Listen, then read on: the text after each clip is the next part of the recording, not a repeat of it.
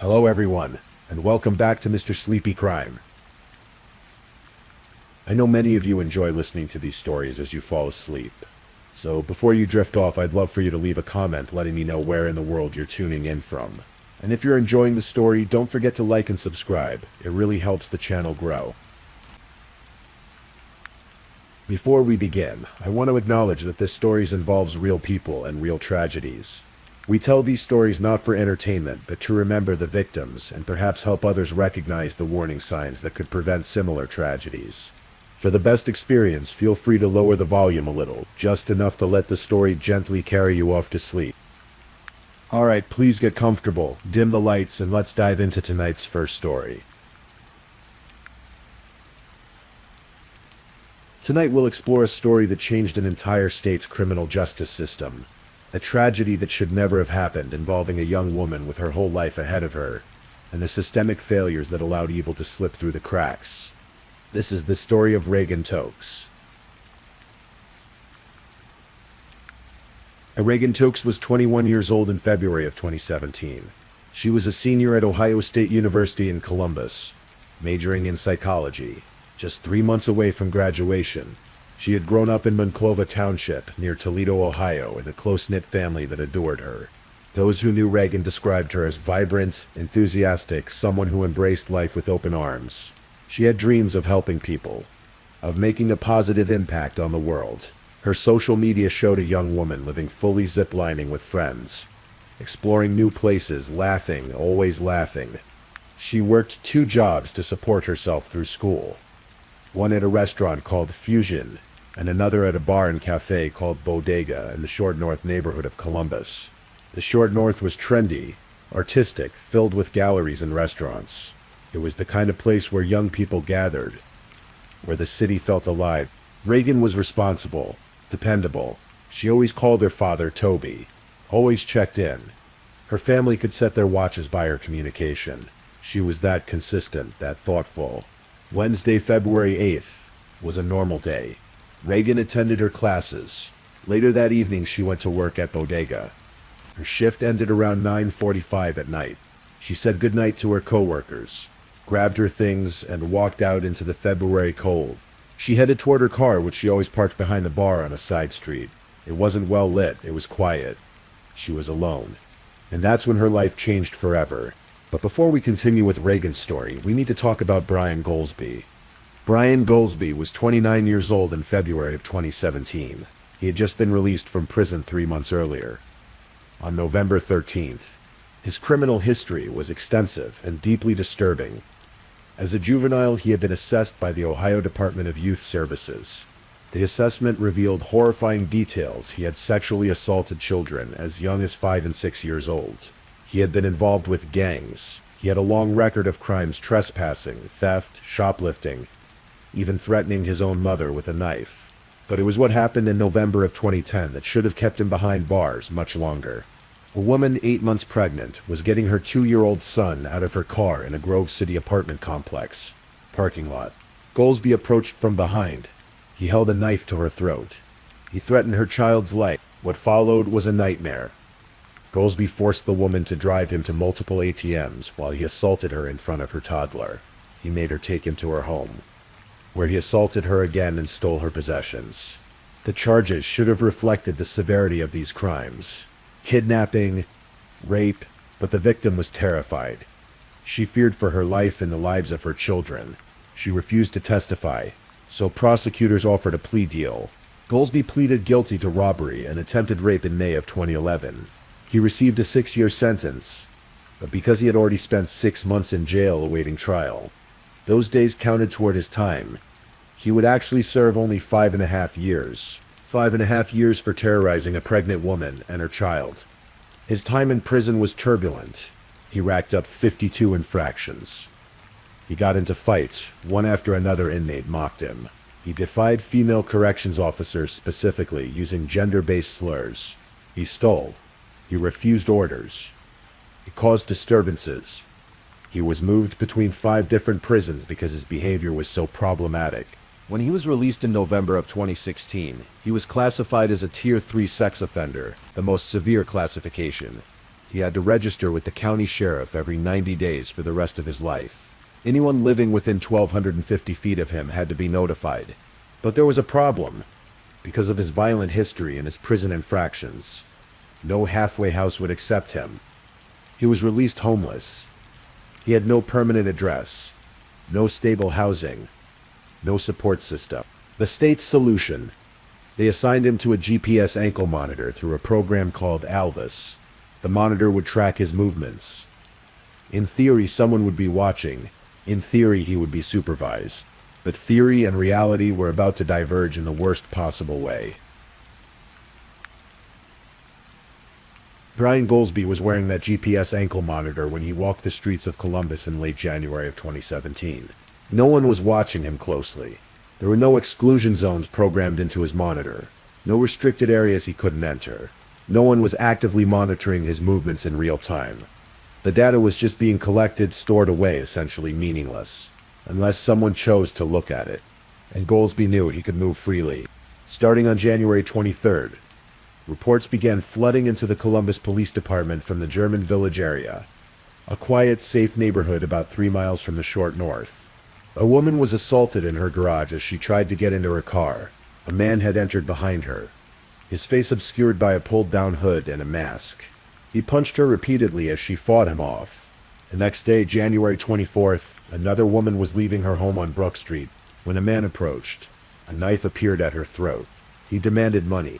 3 days later, on January 27th, a woman was crossing the street near Children's Hospital after parking her car. She was on her way to work when someone attacked her. The descriptions were consistent. A black male, average height, wearing dark clothing with a hood, pulled low, moving through the shadows, targeting women, always alone. Residents of German Village were terrified. This peaceful community that rarely saw crime was suddenly under siege. One of the victims was 68-year-old Josie Marple. She would later tell police about the moment she walked into her garage and sensed someone there. The figure in the shadows, the face hidden, the sudden violence. Between January 23rd and February 7th, just 2 days before Reagan Tokes was murdered, Brian Goldsby committed 6 armed robberies in South Columbus and German Village, all while wearing a GPS ankle monitor, all while supposedly under state supervision, all while the system that was meant to protect the public did nothing. February 8th, 2017, 9:45 at night. Reagan Tokes left Bodega after her shift. She walked to her car in the dark, quiet side street behind the bar. She was probably thinking about class the next day, or maybe about her upcoming graduation. Maybe she was thinking about calling her dad. Brian Goldsby had been prowling the area since around 9 o'clock that night. GPS data would later show his movements crisscrossing through the neighborhood around Wexner Medical Center, down 5th and High Streets, along Summit Street, checking the side streets east of High. He was hunting. When Reagan reached her car, he was there, waiting. What happened next unfolded over several hours, and the details are almost too horrific to process. Goldsby forced Reagan into her own car. He made her drive to a Chase Bank on South High Street. He forced her to withdraw money from the ATM. For reasons that remain unclear, they drove to other ATMs around Columbus before returning to that same Chase Bank. Reagan withdrew $60 and gave it to him. But taking her money wasn't enough. Somewhere in German Village, in Reagan's car, Goldsby raped her. The GPS data from his ankle monitor placed him there. Later, DNA evidence would confirm it. Then he made Reagan drive south, out of the city toward Grove City. They arrived at Scioto Grove Metro Park shortly before midnight. It was dark, isolated, vast. Goldsby forced Reagan to drive into the park, down near an entrance, into a field. He made her get out of the car. He made her take off all her clothes. Then he forced her to walk into the dark field, her bare feet sinking into the cold mud. According to testimony during the trial, Reagan's last words were, "All I want to do is live." Brian Goldsby shot her twice in the head. He left her body there in the field, naked and alone in the February cold. He took her car, her phone, her purse, her clothes. He drove back to the Columbus neighborhood where he was staying and parked her car on Oakwood Avenue, not far from his residence. Then he waited. Thursday morning, February 9th, just after 1 o'clock in the afternoon. A man was driving into Scioto Grove Metro Park when he noticed something in the field. At first, he thought it was a mannequin, something that didn't quite make sense lying there in the open. He stopped his car, he got out to look closer. It wasn't a mannequin. He immediately called 911. Within minutes, police and emergency responders descended on the scene. What they found would haunt them forever. Reagan's body lay in the field where she'd been murdered. She had been shot twice in the head. There was mud on her foot from where she'd been forced to walk to her death. Detective Rick Forney was assigned to the case. He arrived at the scene and immediately knew this was going to be different. The victim was young. The violence was extreme, and there was almost no physical evidence at the scene itself. Reagan's clothes were gone, her purse was gone, her phone was gone, her car was gone, but Reagan was wearing a necklace and had a tattoo that would help identify her. Meanwhile, back at Ohio State, Reagan's roommates and coworkers were worried. Reagan always came home. She always showed up to class. When she didn't come home Wednesday night, they thought maybe she'd stayed with a friend. But when she didn't show up to class Thursday morning and wasn't answering her phone, they knew something was terribly wrong. They filed a missing person report. In Florida, Reagan's parents, Lisa and Toby Tokes, had spent a sleepless night.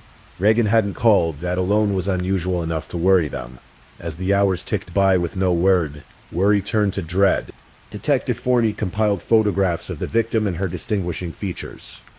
He went to Ohio State to meet with Reagan's friends. They identified the necklace. They identified the tattoo. It was Reagan. Now came the hardest part. Detective Forney had to call her parents. When Toby and Lisa Tokes answered that call, their worst fears were confirmed. Reagan was gone. Their vibrant, beautiful daughter, who embraced life so fully, murdered. Mackenzie, Reagan's younger sister, didn't have to hear the words. She watched her parents break down during the call. And she knew her life would never be the same. Detectives had a murder scene with almost no evidence. But they had Reagan's car somewhere in Columbus. They just had to find it. Columbus police had installed license plate readers on emergency vehicles throughout the city.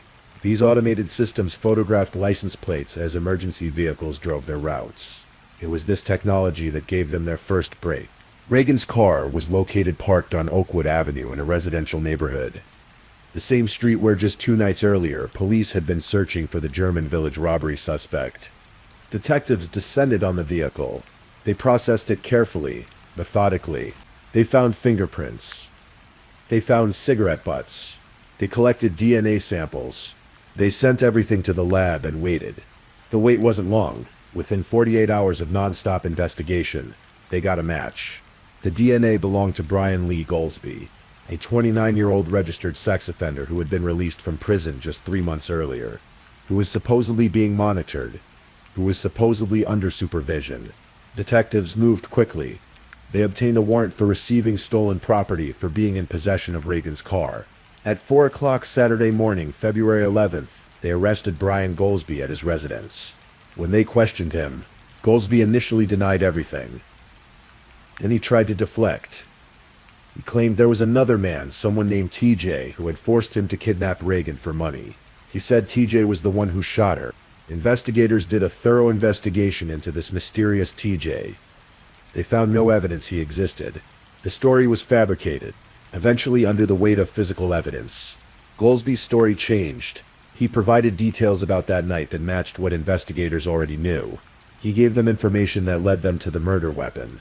The DNA from Reagan's rape kit matched Goldsby. Gunshot residue was found on his sweatshirt. His GPS ankle monitor, the one that was supposed to be keeping the public safe, placed him at every location where Reagan had been that night.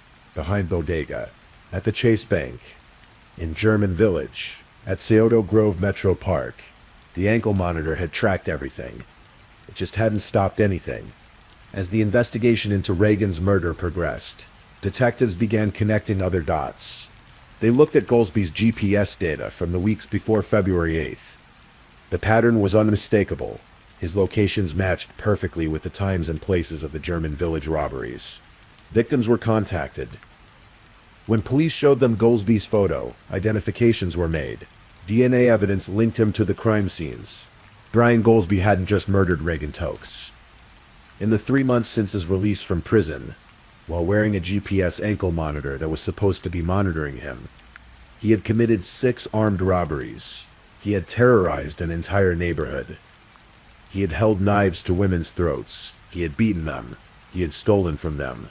And no one had stopped him. The adult parole authority, which was responsible for his supervision, had failed to monitor his GPS data in real time.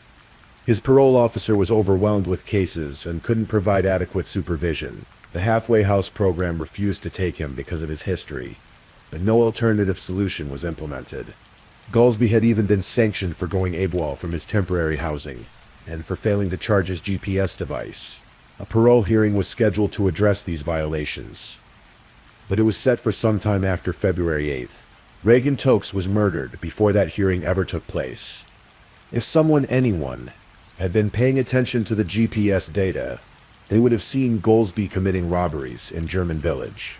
If someone had enforced the sanctions for his violations, he might have been back in custody. If exclusion zones had been programmed into his ankle monitor, restricting him from certain areas, he might never have been in the short north that night. Instead, the system failed at every level, and Reagan paid the price. Brian Goldsby was indicted on multiple counts: aggravated murder, kidnapping, rape, aggravated robbery, tampering with evidence. The Franklin County prosecutor, Ron O'Brien, announced he would seek the death penalty.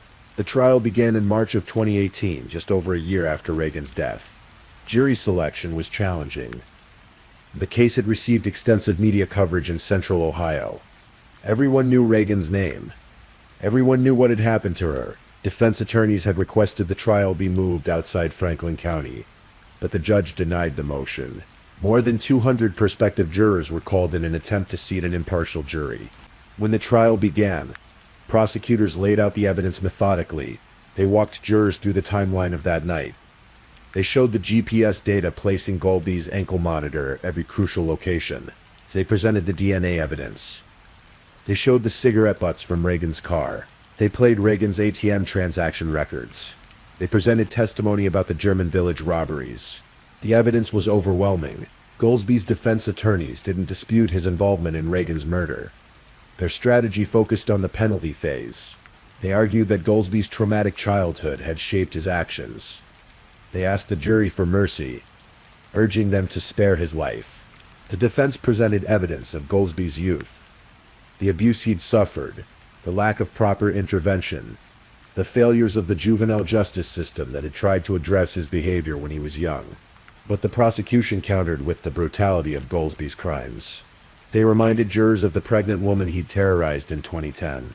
They talked about the German Village victims. They focused on Reagan, a young woman who had done nothing wrong, who had her whole life ahead of her, who begged for her life in a dark field and was executed anyway.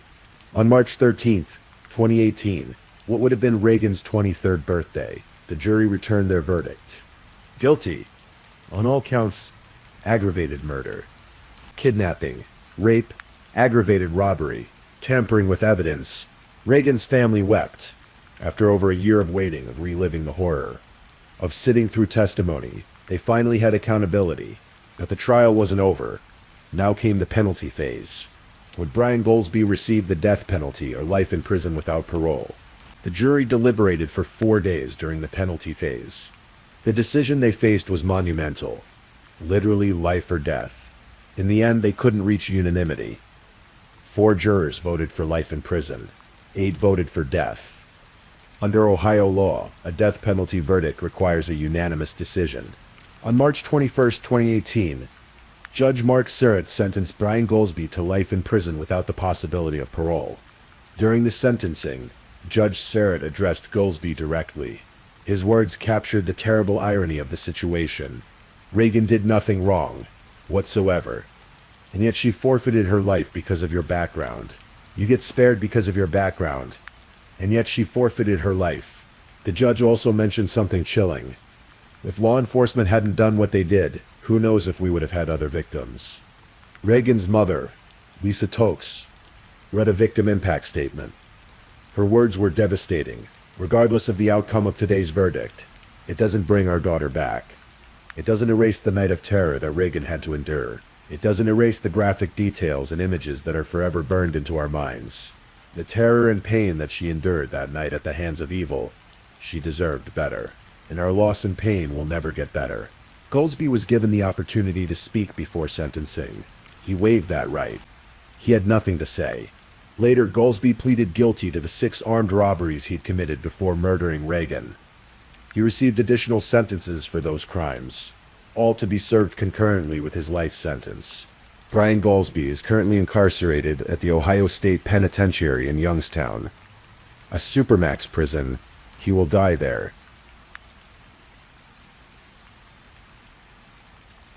For most families, the conviction and sentencing would mark the end of their involvement with the criminal justice system. They would grieve privately and try to rebuild their shattered lives. But the Tokes family couldn't do that. They couldn't accept that Reagan's death had been inevitable, because it wasn't. It was preventable. Entirely preventable. Lisa, Toby, and Mackenzie Tokes began researching Ohio's parole system.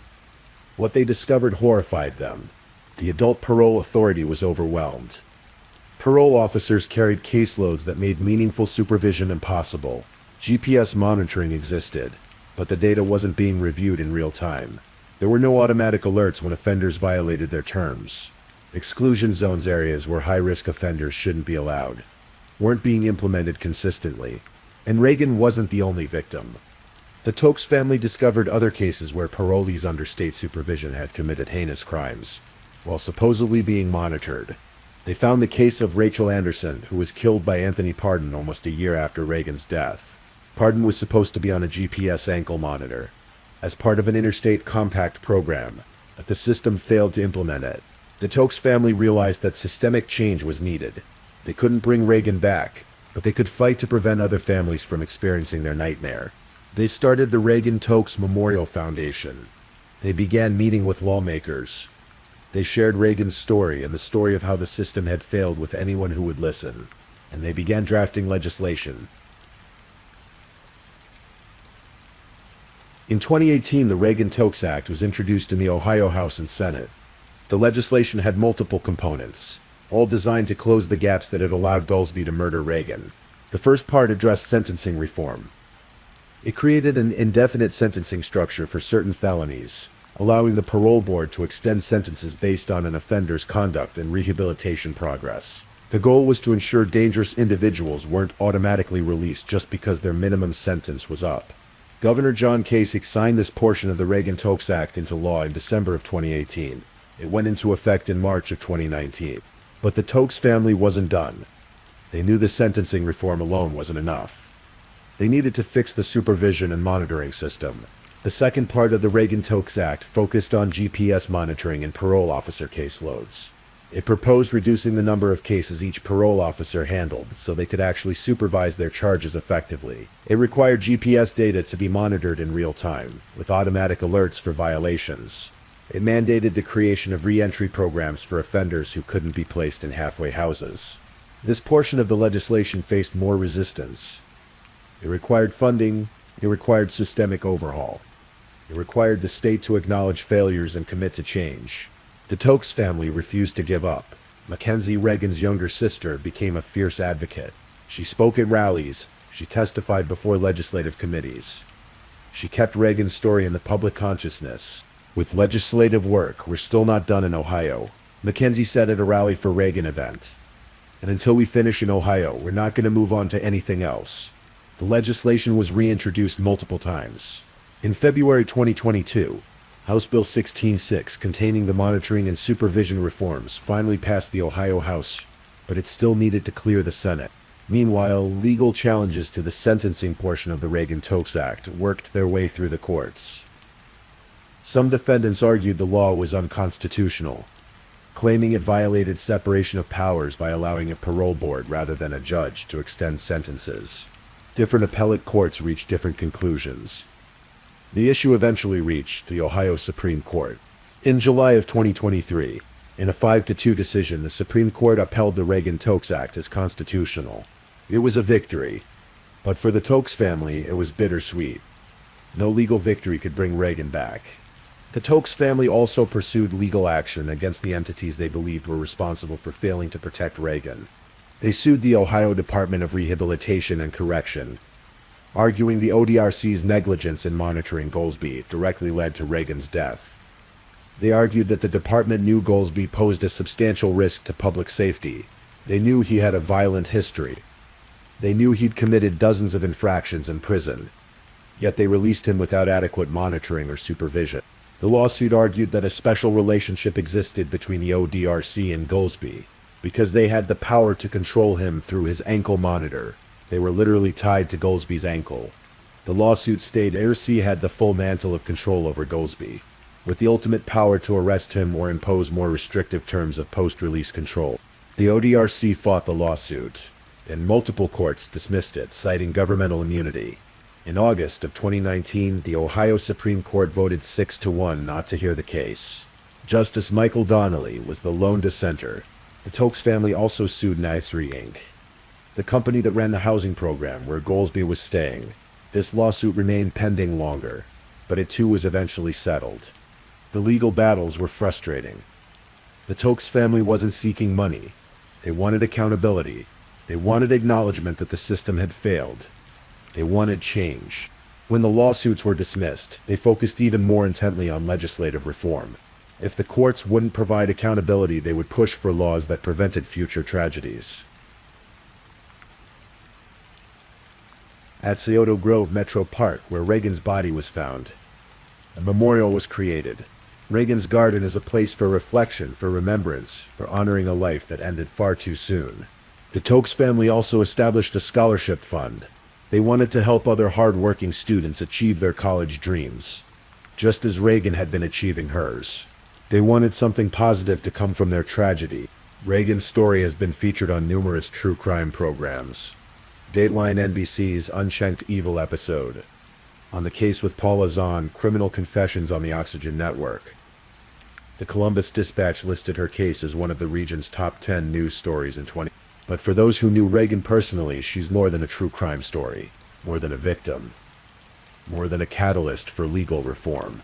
She was a daughter who called her dad every day, a sister who made Mackenzie laugh, a friend who was loyal and fun-loving, a student who was passionate about psychology and helping others, a young woman who loved Ohio State and considered it home. Her last tweet, posted before her death, showed a young adult excited about her future, about a career helping people. She had plans, she had dreams. We will always remember Reagan as a vibrant, loving young woman who embraced life. Her uncle Jeff McCrary said in a statement, "She made a positive impact on people, was enthusiastic about everything, and brought laughter and joy to all who knew her." That's who Reagan was. That's who she should be remembered as. Not just as a victim, but as a full person whose life mattered, whose dreams mattered, whose future mattered. Reagan Tokes' murder forces us to confront uncomfortable questions about our criminal justice system. How do we balance rehabilitation with public safety when someone has proven themselves to be violent, predatory, and unwilling to follow rules even in a controlled prison environment?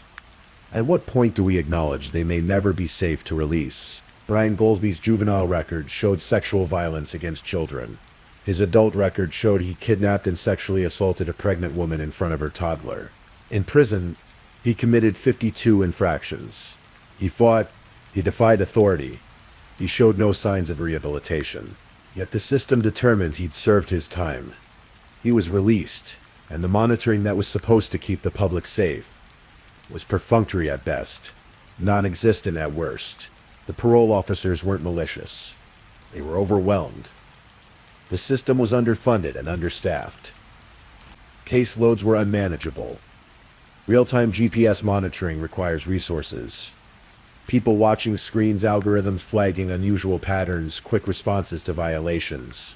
None of that was in place. And even when Goldsby violated his terms, going AWOL, failing to charge his monitor, the response was to schedule a hearing for some time in the future. Not immediate action, not detention, just a hearing. Eventually, the halfway houses that refused to accept Goldsby because of his violent history made the right decision for their residents and staff. But what happened instead? He was released homeless with minimal supervision. That's not a solution. That's passing the problem to the public. Reagan Tokes was in the wrong place, at the wrong time. But that phrase doesn't really capture the truth. She was exactly where she should have been, walking to her car after work, living her life, being a responsible young adult. Ryan Goldsby was in the wrong place. He shouldn't have been free to prowl the streets of Columbus. He shouldn't have had the opportunity to commit 6 robberies. He shouldn't have had the chance to kidnap, rape, and murder Reagan. The system that was supposed to prevent that failed. Completely. It's been over 7 years now since Reagan Tokes was murdered in that cold field in Scioto Grove Metro Park. Her killer will spend the rest of his life in prison. He will never hurt anyone again. But Reagan is still gone. Lisa and Toby Tokes still wake up every day without their daughter. Mackenzie still lives without her sister. Reagan's friends still feel the absence of her laughter, her enthusiasm, her joy. The Reagan Tokes Act has changed Ohio's criminal justice system in meaningful ways. Sentences can be extended for dangerous offenders who show they're not rehabilitated. GPS monitoring has improved. Parole officer caseloads are beginning to be addressed. But the work isn't done. The Tokes family knows that. They continue to advocate, to push, to fight for reforms, because Reagan deserved better. She deserved to graduate from Ohio State. She deserved to start her career in psychology. She deserved to help people the way she'd always dreamed of doing. She deserved to fall in love, to travel, to experience all the moments of life that were stolen from her. She deserved to live.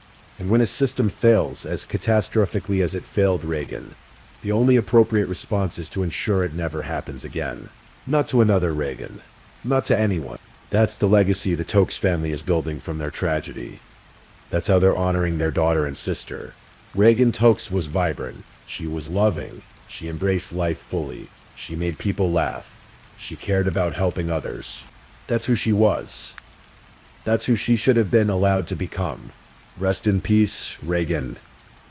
Your family made sure your death wasn't meaningless. Your name is now synonymous with reform, with change, with protection for future victims. And that's not nothing. If this is your first time listening to one of our true crime stories, welcome to Mr. Sleepy Crime, where we explore these cases in a calm and respectful way. I also want to take a moment to appreciate my amazing subscribers who've been rocking with me. Thank you so much for your continued support. If you're still awake and listening, don't forget to drop a comment. Let me know where you're tuning in from and the current time in your corner of the world. Or just say something to let me know you're still here. And if you haven't already, be sure to like this video and subscribe so you don't miss our next true crime stories for sleep. Now let's move on to our second story.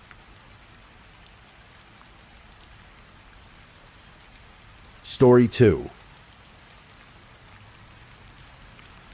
Tonight we travel to the heart of Minnesota, to a place where neighbors know each other by name, where church bells mark the rhythm of life, and where doors are often left unlocked. It's the kind of place where parents feel safe, where children ride their bikes on sidewalks until the streetlights flicker on, and where tragedy feels impossible. This is the story of Watkins, Minnesota, a town of fewer than 1,000 souls, and of a night in August 2016 that would shatter its sense of safety forever. It's the story of 5-year-old Alina Ertl, a girl who loved the movie Frozen, who wore her favorite pink and purple skirts, and whose smile could light up a room. And it's the story of how someone the family trusted, someone they welcomed into their home, would commit an act so unthinkable that it would leave an entire community asking the same question, why? To understand this story, you need to understand Watkins. Picture a town where everyone waves as they pass, where the biggest landmark is St. Anthony Catholic Church, and where Friday night softball games bring the community together. It's the kind of place where you don't need to lock your doors, where your neighbor is your friend, and where your friends become family. In the summer of 2016, Watkins was still recovering from another disaster. A tornado had torn through earlier that year, ripping apart a care facility and displacing dozens of residents. The community had rallied together, as small towns do, helping each other rebuild. They were resilient, they were strong, they believed nothing truly terrible could happen there. On Meeker Street, in a modest tan-sided house just a stone's throw from the church, lived the Ertl family. Matt and Kayla Ertl were young parents with 2 children. Their son Carter and their daughter Alena Jen Ertl, who had just turned 5 years old that October. Alena was everything you'd imagine a 5-year-old girl to be. She was giggly, sometimes silly, with sandy blonde hair that her mother kept neatly trimmed. She loved jewelry and skirts, but she was just as happy playing with her older brother on the go-karts their father built. She followed her cousins around, adoring them, wanting to be just like them. Her family called her Lainey. She was shy at first, but once you got to know her, she was full of life and laughter. She never seemed unhappy. Her favorite movie was Frozen. She knew all the songs by heart, and her favorite colors were pink and purple, the same colors that would later fill the sky at a vigil held in her memory. Alina was about to start kindergarten at Eden Valley Watkins Elementary School. Her teachers already knew her. Her mother, Kayla, worked and volunteered there. They were excited to have Lainey in their class. They couldn't wait to see her smile every morning. Matt Ertel worked as a utility locator for a company called Vanguard Utility Partners. It was honest work driving around, finding and marking underground utility lines before construction crews broke ground. He worked alongside a younger man named Zachary Todd Anderson. Zachary was born on November 26, 1990, making him 25 years old in the summer of 2016. He lived in Coon Rapids, a suburb north of the Twin Cities, but he had grown up in Monticello, not far from Watkins. By most accounts, Anderson seemed like a regular guy. Quiet maybe, but friendly enough. He and Matt became more than just coworkers. They became friends. Every Friday during the summer, there was a softball game in Watkins. Matt played and Anderson joined the team. After games, they'd go to Gordy's bar on Central Avenue with the other guys, have a few drinks, talk, laugh. Anderson became a familiar face in town. He started spending the night at the Ertel house regularly, on the couch in the guest space, wherever there was room. He was part of the group. He was trusted, but there were things about Zachary Anderson that no one in Watkins knew. 10 years earlier, when Anderson was just 15 years old, something had happened. According to court documents that would later be unsealed, a neighbor in Monticello reported that young Zachary had been leaving love notes on her car. Notes that commented on her appearance, and included his phone number. She was an adult woman. He was a teenager. She ignored them, but the notes didn't stop. In December of 2006, Anderson showed up at her door. He demanded she have sex with him. When she refused repeatedly, he finally left when her boyfriend came to the door. Then, in June 2007, Anderson broke into her home by removing a window screen. He stole her cell phone. He was caught, charged with first-degree burglary and theft, and eventually pleaded guilty to third-degree burglary. He was sentenced to mandatory community service. It was a juvenile offense. The records were sealed. When Anderson became an adult, his record was clean. No one looking at him would know about the break-in, the stolen phone, the troubling behavior. To the Ertel family, to the people of Watkins, Zachary Anderson was just Matt's friend, someone they could trust. Friday, August 19, 2016, was like any other Friday in Watkins that summer. The heat of the day gave way to a pleasant evening. Matt Ertel and Zachary Anderson played softball together. After the game, they went out with friends, probably to Gordy's, sharing drinks and stories, unwinding after a long week of work. It was late when they returned to the Ertel house. Well after midnight, Matt and Zachary stayed up talking, just two friends sitting in the living room, maybe watching TV, maybe just shooting the breeze. The hours slipped by. At some point around 2 a.m., Kayla Ertel tucked Elena into bed. The little girl was tired, her blonde hair spread across the pillow, her small body curled under the covers. Her pink Disney blanket, the one with her favorite characters, was pulled up to her chin. Matt and Zachary kept talking. The clock crept toward 4 a.m. Finally exhausted, Matt said goodnight and went to bed. Zachary stayed up. The house was quiet now, save for the sounds of sleep, the soft breathing, the creaks of an old house settling. And somewhere in those dark, silent hours, something shifted. Something terrible began. At 8 a.m. on Saturday, August 20, Kayla Ertel woke up. The house felt wrong. It was too quiet. She checked the kids' rooms. Carter was there, still asleep, but Alina's bed was empty. The pink blanket was gone. Panic set in quickly. Kayla called for Matt. They searched the house, the bathroom, the closets, the basement. Nothing. Then they noticed something else. Zachary Anderson was gone, and so was Matt's white 202 GMC Sierra pickup truck. Matt's cell phone was still in the truck. At first, maybe there was confusion. Maybe Anderson had taken Elena somewhere to get breakfast, to the park. But that didn't make sense. Not at 8 a.m. Not without telling them. And not with their truck. By 10 a.m., the Urchels filed a missing persons report with the Meeker County Sheriff's Office. Deputies immediately began canvassing the neighborhood, knocking on doors, asking if anyone had seen a little girl, a man, a white pickup. They contacted the family's cell phone provider, trying to trace the location of Matt's phone. They checked surveillance footage from local businesses. Nothing, no leads, no sightings. At 1:12 p.m., the decision was made. An Amber Alert was issued across the state of Minnesota. The message was clear and urgent. 5-year-old Alina Jean Ertel was missing. She was last seen wearing pajamas. The suspect was identified as 25-year-old Zachary Todd Anderson, and he was driving a white GMC Sierra. The alert included a description of the truck and Anderson. The entire state mobilized. Law enforcement agencies coordinated. The Minnesota Bureau of Criminal Apprehension joined the search. Tips started pouring in. Every minute counted. Everyone hoped they'd find Elena safe. Everyone prayed this would end well.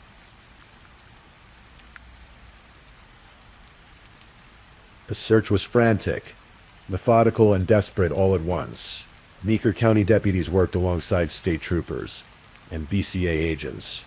Following every lead, chasing every shadow, they traced Matt's cell phone, the one still in the truck, determined it had briefly pinged in Todd County about 60 miles northwest of Watkins, around 6:30 that morning. But after that, the trail went cold. Meanwhile, in Watkins, the community rallied. Neighbors gathered at the Urch house, bringing food, offering comfort, praying together. The town was in shock. How could this happen? How could a family friend, someone they all knew, do something like this? At 2 p.m., a critical tip came in. Anderson's father called the Cass County Sheriff's Office. He'd seen the Amber Alert. He recognized his son's name. He told deputies that Zachary had called him earlier that morning, asking for permission to use the family's cabin. The cabin was located near Motley in Cass County, a remote area in north-central Minnesota, about 80 miles north of Watkins. It was part of a place called Wilderness Park Estates, a collection of small cabins and trailer homes nestled among tall trees and accessible only by gravel roads. Anderson's father gave authorities permission to search the property. 2 teams of officers responded. One team went to the cabin itself, located at 4926 Eric White Trail Loop southwest. The other team, accompanied by a K-9 unit, searched the surrounding area. When the first team arrived at the cabin, they found Matt's white GMC Sierra. It was hidden in a ravine at the southwest end of the property. Concealed from view, no one was inside. The officers approached the cabin and broke in. Inside, they found something chilling: a 20-gauge shotgun, ammunition, and a handwritten suicide note. But no Elena, no Anderson. The second team, led by Cass County Deputy Bill Connor and his K-9 partner Yankee, a German Shepherd trained in tracking, followed footprints from the cabin into the woods. The terrain was difficult: dense trees, thick brush, swampy ground. They pushed deeper into the wilderness, guided by Yankee's nose. Then, at 4:24 p.m., they found him. Zachary Anderson was standing knee-deep in a swamp, his clothes soaked, his left wrist cut and bleeding. He wasn't holding a weapon.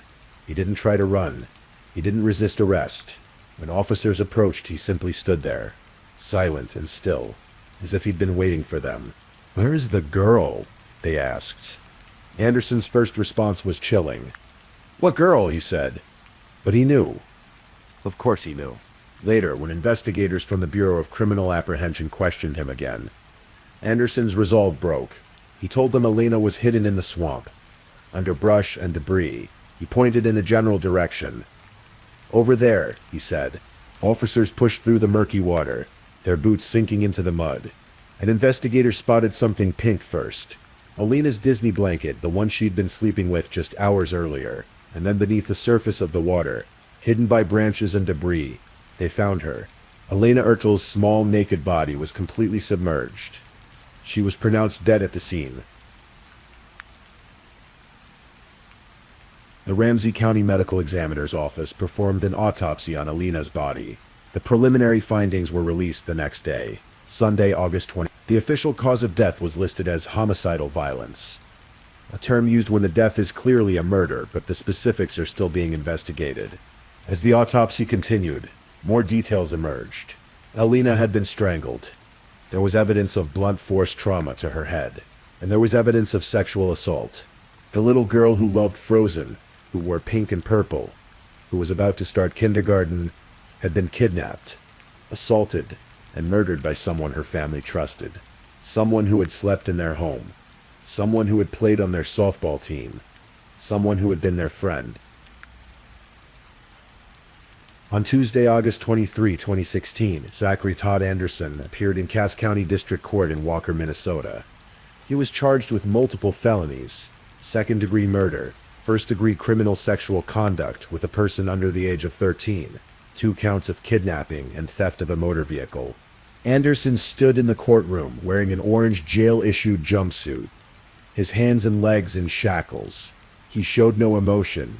His bail was set at $2 million without conditions, or $1 million with court-imposed conditions. He requested a public defender.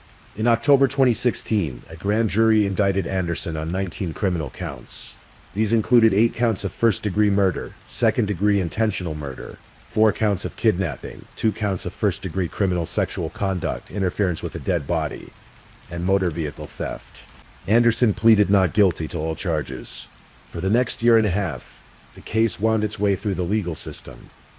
Anderson's defense attorney, Scott Collins, filed multiple motions. He argued that Anderson's constitutional rights had been violated, that investigators had improperly questioned him after he invoked his Fifth Amendment right to remain silent. He asked the judge to suppress key pieces of evidence, including Anderson's initial statements and the details of how Elena's body was discovered. In May 2017, Judge Jan Osted ruled on one of those motions. She agreed with the defense on a narrow point. Anderson's first statement to investigators, made shortly after his arrest, was inadmissible because he had not been properly advised of his rights. However, the judge allowed most other evidence to stand, including Anderson's later statements and the physical evidence found at the scene. The defense also asked to have the trial moved out of Cass County, arguing that Anderson couldn't receive a fair trial there because of the extensive media coverage and community outrage. That motion was denied. A trial was scheduled for April 2018. Cass County Attorney Benjamin Lindstrom was prepared to argue for the maximum sentence: life in prison without the possibility of parole. The prosecution had a strong case: physical evidence, Anderson's own admissions, and forensic findings. But a trial would mean weeks of testimony, graphic descriptions of the crime, and reliving the horror for Elena's family. Then on March 2nd, 2018, something unexpected happened. On what was supposed to be a routine pre-trial hearing, Zachary Todd Anderson's attorneys signaled that their client was ready to change his plea. Anderson appeared before Judge Gina Osted, and in a courtroom filled with Elena's family members, law enforcement officers, and members of the community, he pleaded guilty. He pleaded guilty to 1 count of first-degree murder while committing criminal sexual conduct, the most serious charge. In exchange, the other 18 counts would be dismissed. Under Minnesota law, the mandatory sentence for first-degree murder involving sexual conduct is life in prison without the possibility of parole. There was no plea deal, no bargaining. Anderson would receive the maximum sentence regardless. Prosecutor Lindstrom later said he was surprised Anderson took the plea. There was no incentive to do so, he explained. If the case went to a jury trial, the result would have been the same. But perhaps Anderson couldn't face a trial. Perhaps he knew what the evidence would show. Perhaps in some small way he wanted to spare the Ertel family from having to sit through weeks of graphic testimony. As part of the plea, Anderson was required to answer questions in court about the crime. Under Minnesota Rule 15, a judge cannot accept a guilty plea without ensuring the defendant understands what they're admitting to. So, in a quiet courtroom, Anderson described what he had done. He admitted to kidnapping Elena from her home in Watkins. He admitted to sexually assaulting her. He admitted to killing her and leaving her body in the swamp in Cass County. Family members in the courtroom became emotional. Some cried. Some looked away. Elena's parents, Matt and Kayla, sat together, their faces a mixture of grief and disbelief. Several family members read victim impact statements, describing their loss, their pain, the hole left in their lives by Elena's death. And then, immediately after accepting the plea, Judge Osted sentenced Zachary Todd Anderson to life in prison without the possibility of parole. It was over. At least the legal part was over. In the days and weeks following Elena's death, the community of Watkins came together in a way that only small towns can.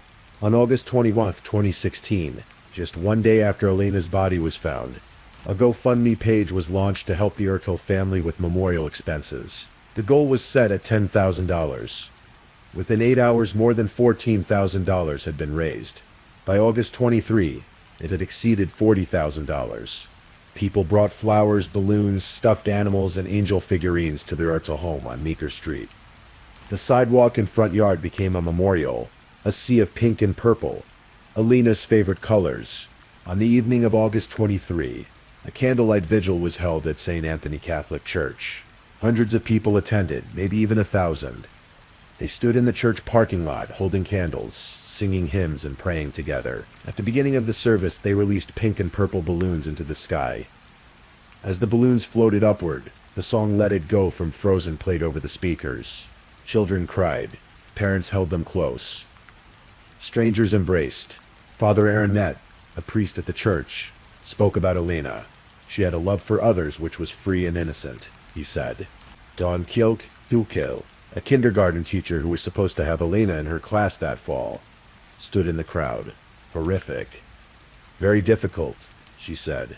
Just not knowing, not understanding why, and trying to understand just where we go from here. Elena's funeral was held on Friday, August 26, at St. Anthony Church. She was buried there, in the town she loved, surrounded by the people who loved her.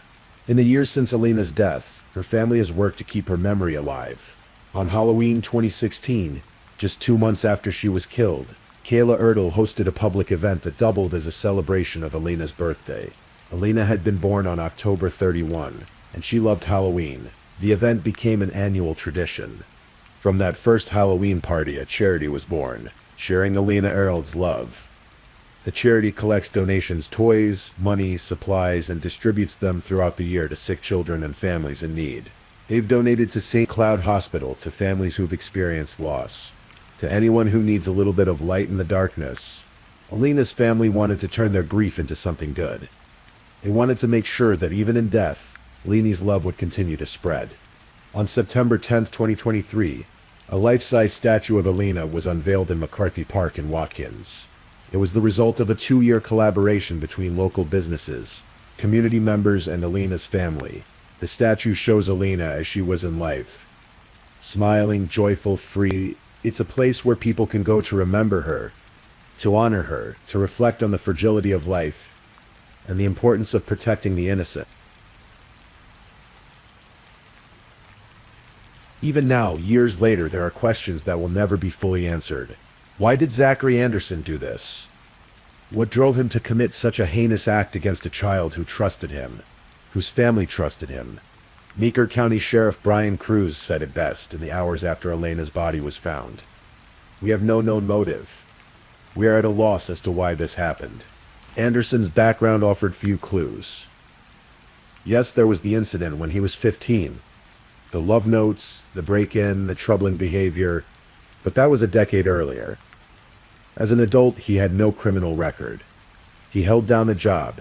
He had friends. He seemed by all outward appearances to be a normal person. But something dark lived inside him. Something that he kept hidden, locked away, until that night in August when it broke free. Nicole Rohrbeck, a cousin of the Ertel family, perhaps summed it up best. A freak of nature, we can handle, she said. This makes you sick. That's the truth, isn't it? We can understand natural disasters. We can comprehend accidents, illnesses, even random violence. But when someone we trust, someone we invite into our homes, someone we consider a friend, commits an act of such pure evil, that's something our minds struggle to process. That's something that shakes us to our core. Elena Jan Ertel was 5 years old when she died. She loved Frozen. She loved pink and purple. She loved her brother, her parents, her cousins. She was about to start kindergarten. She had her whole life ahead of her. And on a quiet August night in a small town where everyone knew each other, where doors were left unlocked and neighbors were friends, all of that was taken away by someone who should have protected her.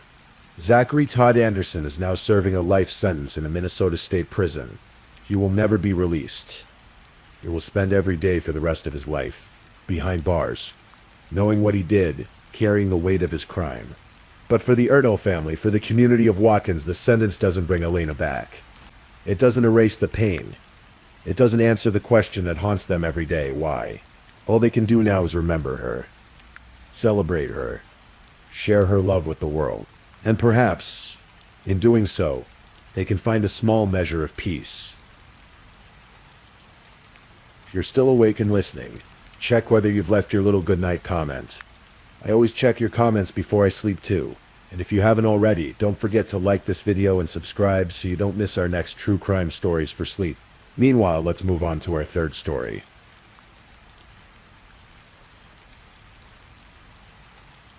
Story 3. There's something peaceful about the early morning hours, before the world wakes up. That quiet time when darkness still hangs in the air, when the streets are empty and everything feels still. For some people, those hours belong to them alone. They're sacred, a time for reflection, for exercise, for finding that space where the mind can breathe. Eliza Fletcher knew those hours well. She had claimed them for herself, made them part of her routine. Every morning before the sun rose over Memphis, Tennessee, she would lace up her running shoes and head out into the darkness. It wasn't reckless. It was her ritual, a discipline that had seen her qualify for the Boston Marathon. Those early morning miles were hers, but on September 2nd, 2022, those sacred hours would be violated in the most violent way possible. And a community would be left asking a question that has no good answer. Why? Let me tell you about Eliza first. Not the victim, not the headline, the person. She was born Eliza Welford in 1987, into a prominent Memphis family. Her grandfather, Joseph Orgill III, had built a fortune in the hardware business with Orgill Inc., one of the largest independent hardware distributors in the world. The kind of wealth that could have made her life easy, insulated, protected. But Eliza didn't choose that path. She chose to teach. After graduating from Hutchinson School in Memphis, where she excelled as both a soccer player and pentathlete, she went on to study exercise and sports science at Baylor University. She played soccer there too. Athletic, driven, the kind of person who pushed herself. Later, she earned a master's degree in teaching from Belmont University in Nashville, specializing in elementary education. By 2022, she was teaching junior kindergarten at St. Mary's Episcopal School in Memphis. Her students loved her. Their parents loved her. There's a video that her family later released, showing her interacting with young children during the pandemic. Her smile is radiant, genuine. She had that rare quality that made children feel safe and seen. She is a caring and passionate teacher who is always looking for creative ways to teach to all learners.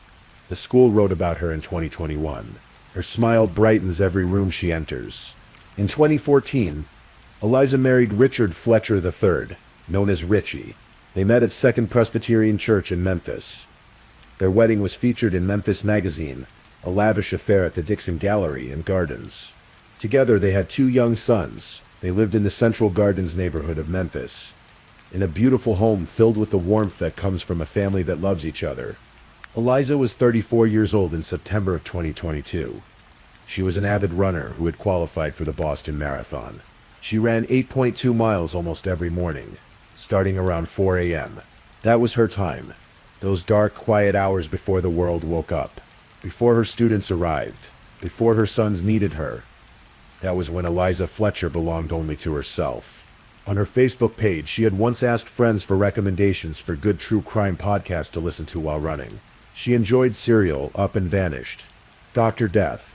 In December 2020, she posted, "Hey friends, I'm looking for good true crime podcast. Drop your favorite." The terrible irony of that post would haunt everyone who read it later. The sun hadn't yet risen over Memphis when Eliza Fletcher stepped out of her house that Friday morning. It was approximately 4:00 a.m. The air was warm, typical for early September in Tennessee. She was wearing a pink jogging top and purple Lululemon running shorts. She had her phone with her in a water bottle. Her route took her near the University of Memphis campus, an area she knew well. She had run this path countless times. The streets were empty, just the way she liked them, her breathing steady, her pace strong. This was her 8th mile, just a little over a mile left to go, but she wasn't alone. Surveillance cameras would later reveal what happened next, and it's difficult to describe without feeling the horror of it. A black GMC Terrain SUV had been parked in the area since approximately 3:46 a.m., near 308076 Central Avenue. For 24 minutes, someone had been waiting in that vehicle. Watch it. At approximately 4:20 a.m., the SUV's lights came on. It began to move, slowly at first, passing Eliza as she ran. Then it stopped, waited. The driver knew she was coming back this way. When Eliza jogged past the vehicle, a man got out. He moved quickly, aggressively. He ran toward her. There was a brief struggle. Brief but violent. And then he forced her into the passenger seat of the SUV. First, the vehicle remained parked there for 4 minutes. 4 long minutes. What happened in those 4 minutes, we can only imagine, though we may not want to. And then the SUV drove away, disappearing into the pre-dawn darkness. Eliza Fletcher was gone.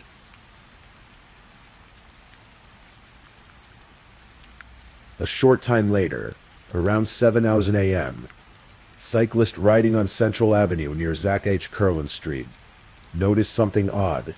A cell phone lying in the street, and nearby, a pair of Champion slide sandals, just sitting there, abandoned. The cyclist knew something wasn't right. He picked up the items and eventually gave them to a member of Eliza's family, who turned them over to the police. At 7:45 a.m., 2 calls came into the Memphis Police Department. One from Richie Fletcher reporting that his wife hadn't returned from her morning run. One from the University of Memphis. Both calls were about the same person, Eliza Fletcher. The Memphis Police Department immediately began investigating. They reviewed surveillance footage from the area. They found the video showing the abduction. They saw the GMC Terrain. They saw the violent struggle, and they knew, with sinking certainty, that this was bad. Very bad. By that afternoon, the story had broken across Memphis. A beloved kindergarten teacher, a mother of 2 young boys, had been kidnapped while jogging. The Fletcher family offered a $50,000 reward for any information leading to Eliza's safe return. The community rallied. Volunteers began searching. Social media exploded with posts pleading for her safe return. But the police were already following another lead. Those Champion slide sandals found at the scene. They'd been sent to the Tennessee Bureau of Investigation for DNA testing, and the results came back quickly. There was DNA on those sandals, and it matched someone in the CODIS database, the FBI's combined DNA index system that stores DNA profiles from convicted offenders. His name was Cleotha Abston. Cleotha Abston, also known by the street name Pookie, 38 years old, and not someone Memphis police were unfamiliar with. Let me take you back to May 25th, 2000, 22 years earlier, Beale Street in Memphis. Around 2:00 a.m., a criminal defense attorney named Kemper Durand was leaving a party walking to his car when a gunman appeared behind him.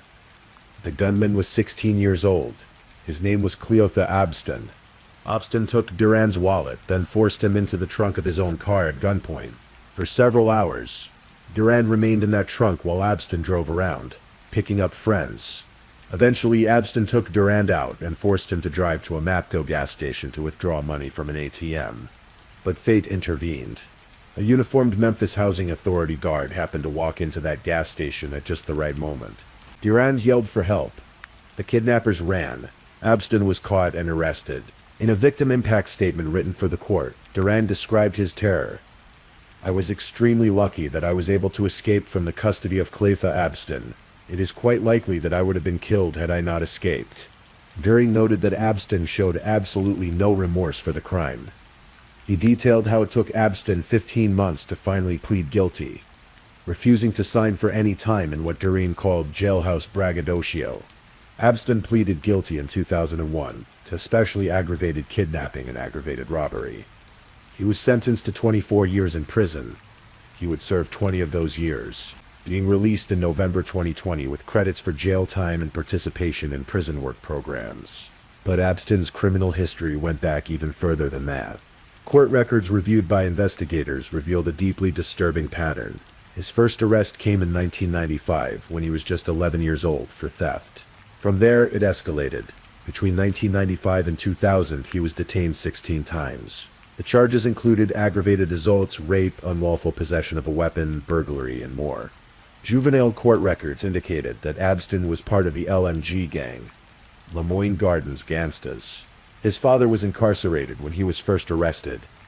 Court documents noted that while he claimed to have a good relationship with his family, his childhood was rough. He dropped out of school after 9th grade. In assessment documents, he was described as 100% violent. One particularly chilling detail: in his juvenile records, Abstin was convicted of rape. The victim was male. The conviction was sustained and Abstin was placed in the custody of Shelby County's Youth Services Bureau.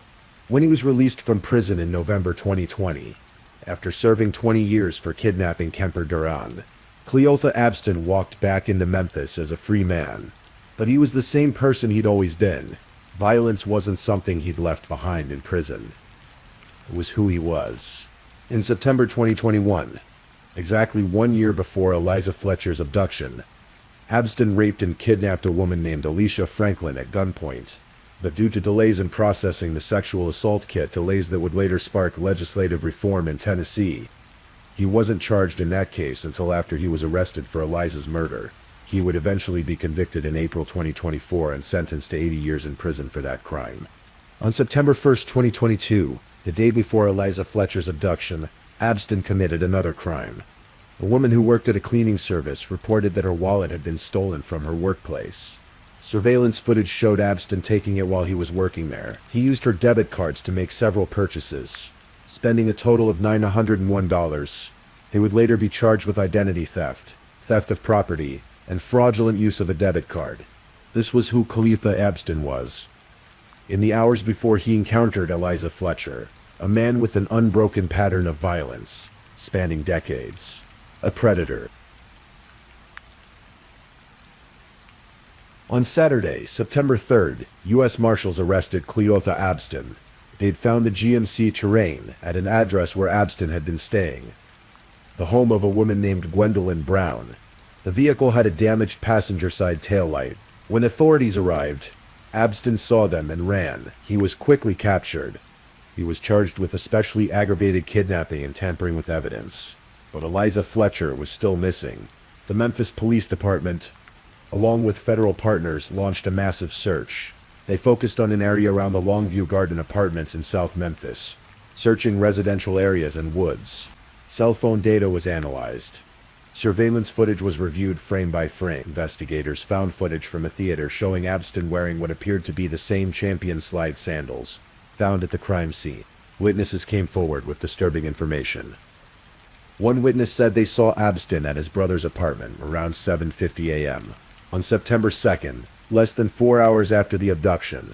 He was cleaning the interior of the GMC Terrain with floor cleaner. It looked like he was behaving oddly, the witness told police.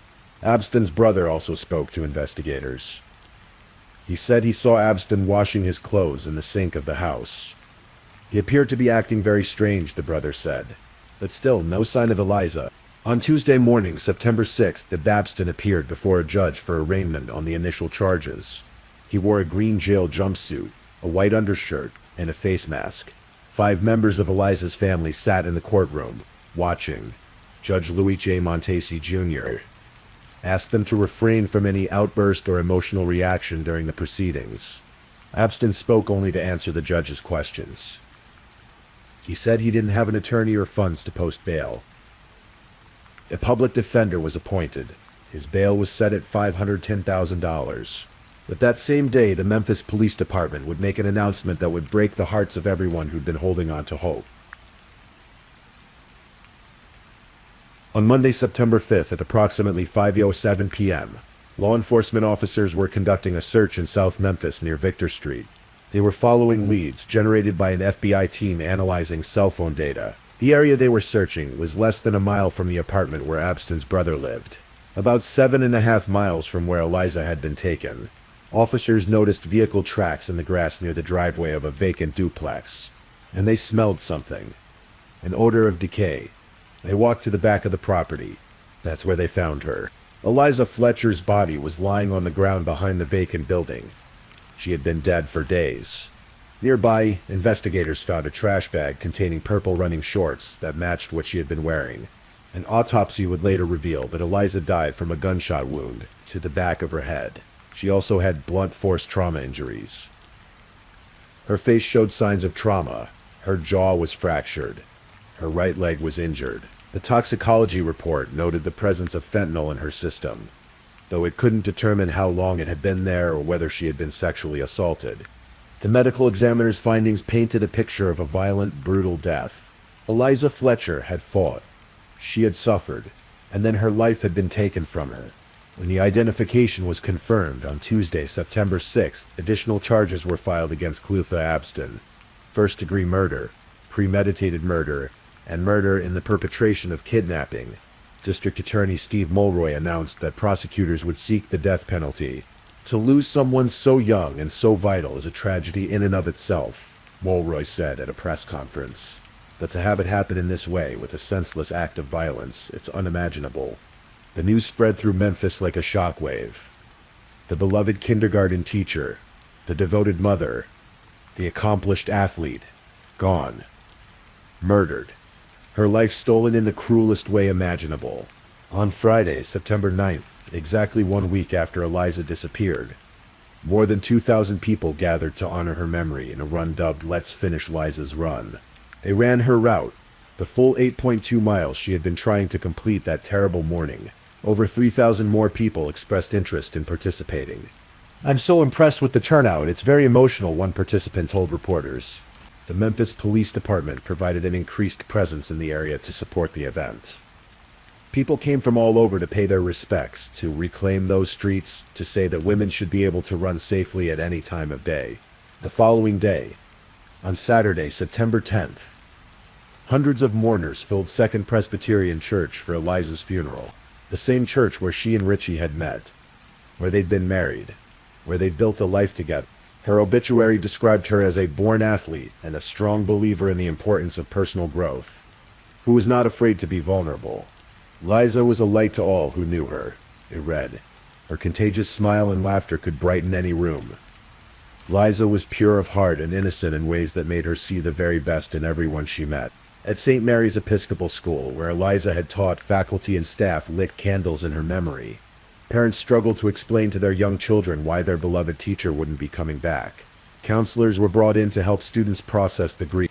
The case also reignited conversations about public safety in Memphis, about the delays in rape kit processing that had prevented Abston from being charged in the 2021 rape until after he'd killed Eliza. Tennessee legislators responded by passing a law requiring the Tennessee Bureau of Investigation to issue quarterly reports on sexual assault kit testing times. It was too late for Eliza, but perhaps it would help protect someone else. The tragedy also drew painful parallels for other families.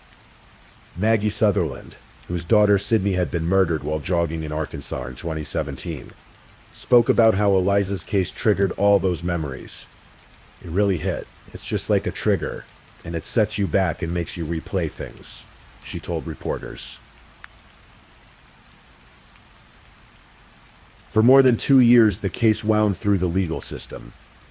Clutha Abston faced multiple trials. In April 2024, he was convicted in the 2021 rape and kidnapping of Alicia Franklin. He was sentenced to 80 years in prison for those crimes, but the murder of Eliza Fletcher remained unresolved. Prosecutors had announced they would seek the death penalty.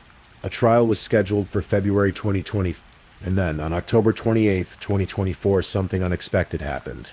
Clutha Abston, now 40 years old, appeared in Shelby County Court with his attorneys. After months of negotiations, he pleaded guilty. Guilty to first-degree murder. Guilty to especially aggravated kidnapping. Guilty to unlawful possession of a weapon in a separate case. He was sentenced to life in prison without the possibility of parole for the murder. 40 years for the kidnapping. 8 years for the weapon charge. all sentences to run concurrently with his previous 80-year sentence for the Franklin rape. District Attorney Steve Mulroy read a statement from Eliza's family in court. It was directed at Abston. "We have no idea what happened to you, to turn you into someone so filled with a desire to hurt people. Whatever it was, it does not excuse or explain what you have done. You have changed our lives forever, and nothing will ever be the same. Your actions were evil. There is no other word for it. You murdered Liza, even though she did nothing to deserve it. She did not hurt you. In fact, she would have been the first to help if you needed it." The family later released their own statement. "We miss the bright light of Liza's life every day. Liza meant so much to so many, and her smile radiated happiness, energy, and comfort. Her husband, her children, her parents, her brother, the rest of her family, her friends, her students, her school families, her fellow teachers, her church community, and so many others were moved by countless examples of her faith, kindness, and compassion. No legal resolution and no sentence can diminish the anguish of Liza's murder." Mulroy emphasized the importance of ensuring public safety. "In terms of public safety, this dangerous person we know for sure will never be out on the streets again." Abston's attorney, Junie Ganguly, said they had been meeting with him regularly for months, telling him they couldn't succeed at trial. The evidence was overwhelming.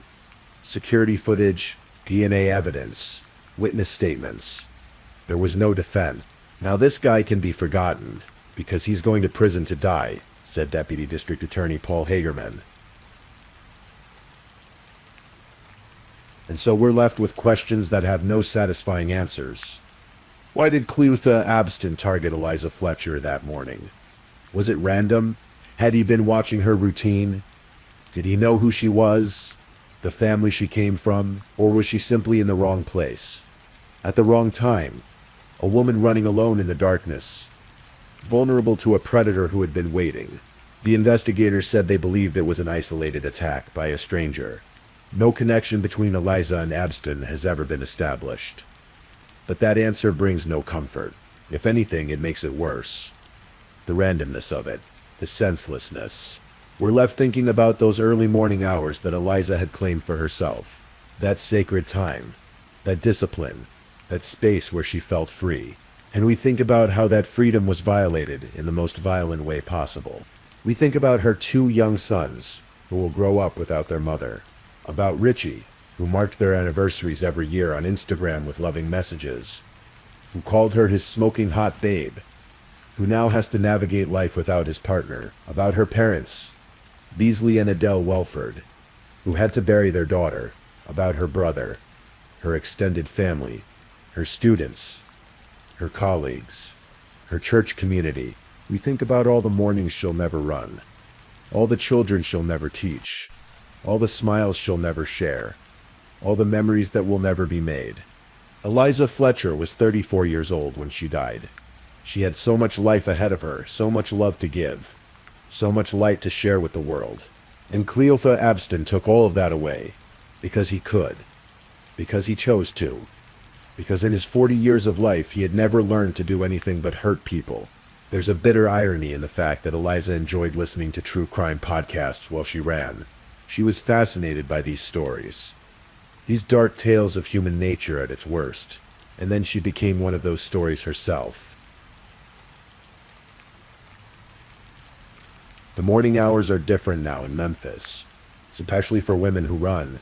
That sense of safety, that belief that you can claim those quiet hours for yourself, has been shattered. More people run in groups now, more carry protection, more look over their shoulders. The innocence is gone. But the community also came together in ways that demonstrated the best of humanity in response to the worst. 2,000 people running Eliza's route, hundreds gathering for her funeral, strangers weeping for a woman they never knew but whose story touched something deep inside them. Legislation passed to protect other women from the kinds of systemic failures that allowed Abston to remain free after raping Alicia Franklin. In the end, we remember Eliza Fletcher not as a victim, but as she lived. As a teacher who brightened every room she entered. As a mother who loved her sons. As a wife who built a beautiful life with her husband. As an athlete who pushed herself to be better. As a woman who saw the best in everyone she met. Her family asked that she be remembered that way. Not for how she died, but for how she lived. And maybe that's the most important thing we can take from this story as we drift off to sleep. That even in the face of unimaginable evil, even when the worst of humanity reveals itself, there is still goodness, still light, still love. Eliza Fletcher was that light, and though her life was taken far too soon, that light continues to shine in the memories of everyone who knew her. Rest well, Eliza. You are not forgotten. Please, I'm just putting it out there. If you're still awake and listening, drop a comment. Let me know where you're tuning in from, the time in your part of the world, or just say something to let me know you're still with me. And of course, if you haven't already, like this video and subscribe so you don't miss the next true crime story for sleep. Now, let's move on to our fourth story.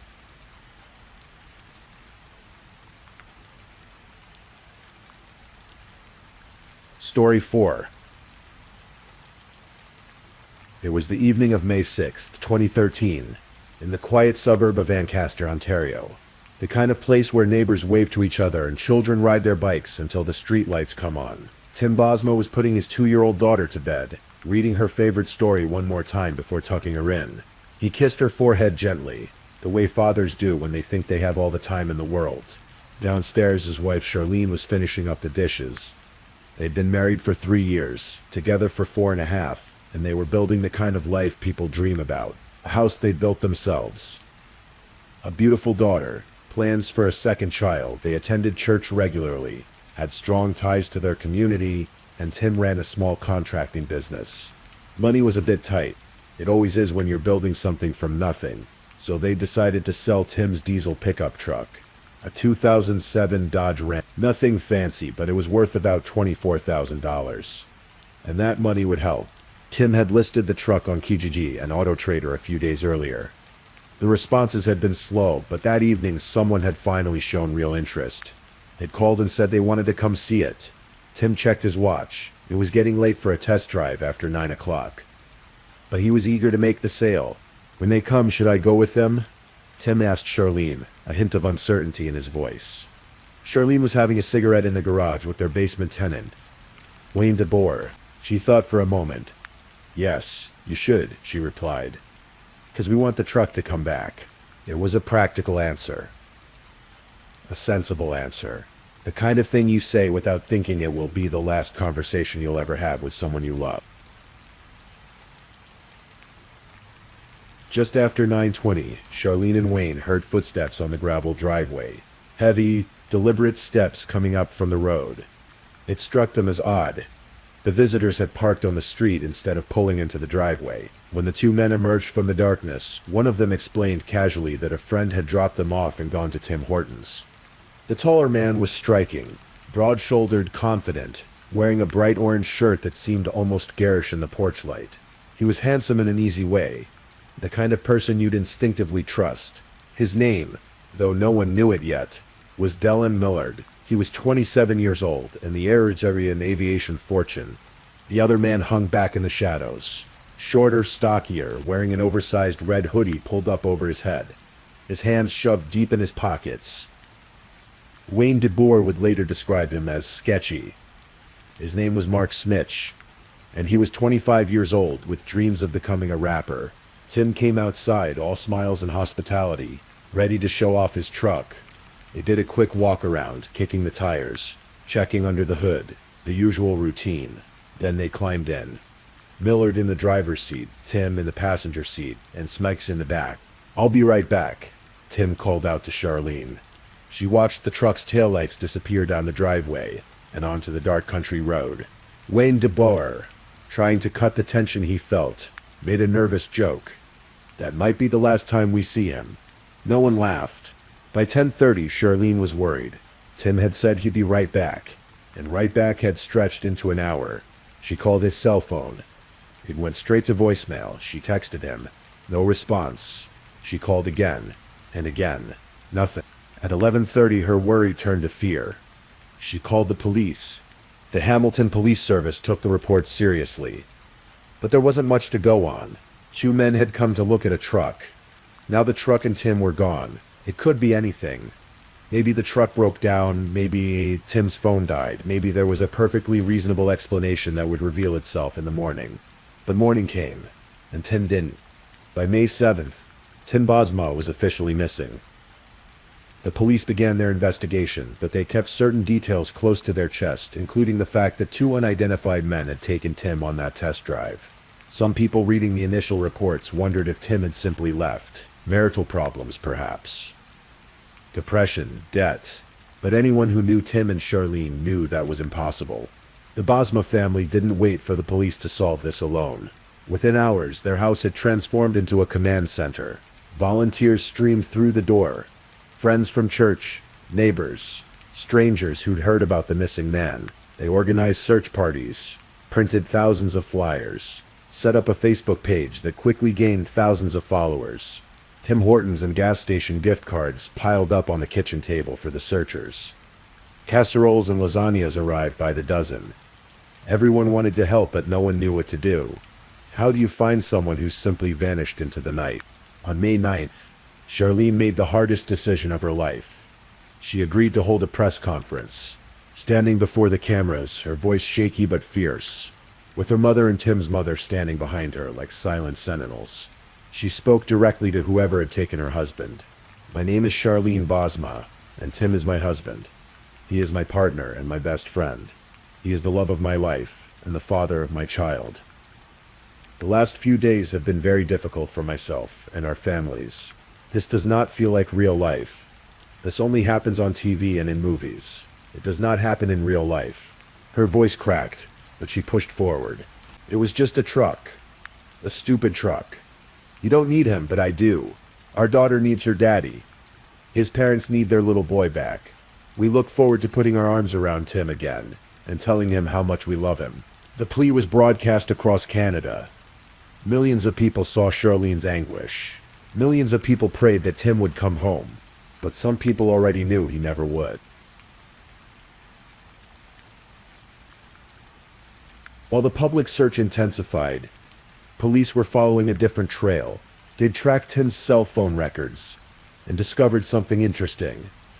The last call to Tim's phone had come from a prepaid burner phone, registered under the name Lucas Bate.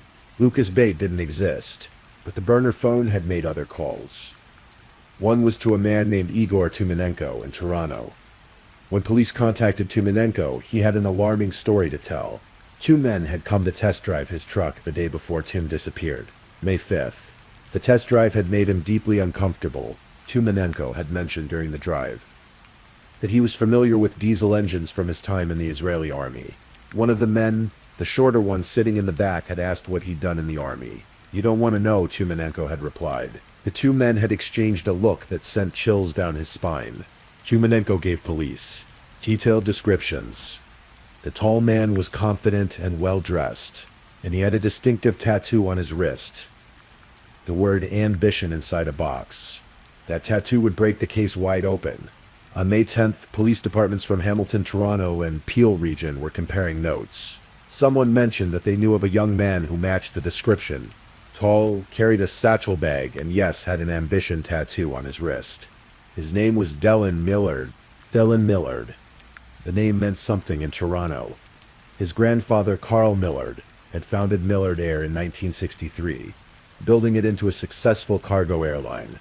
His father, Wayne Millard, had inherited the business, and Dylan, an only child born to wealth and privilege, was next in line for the fortune.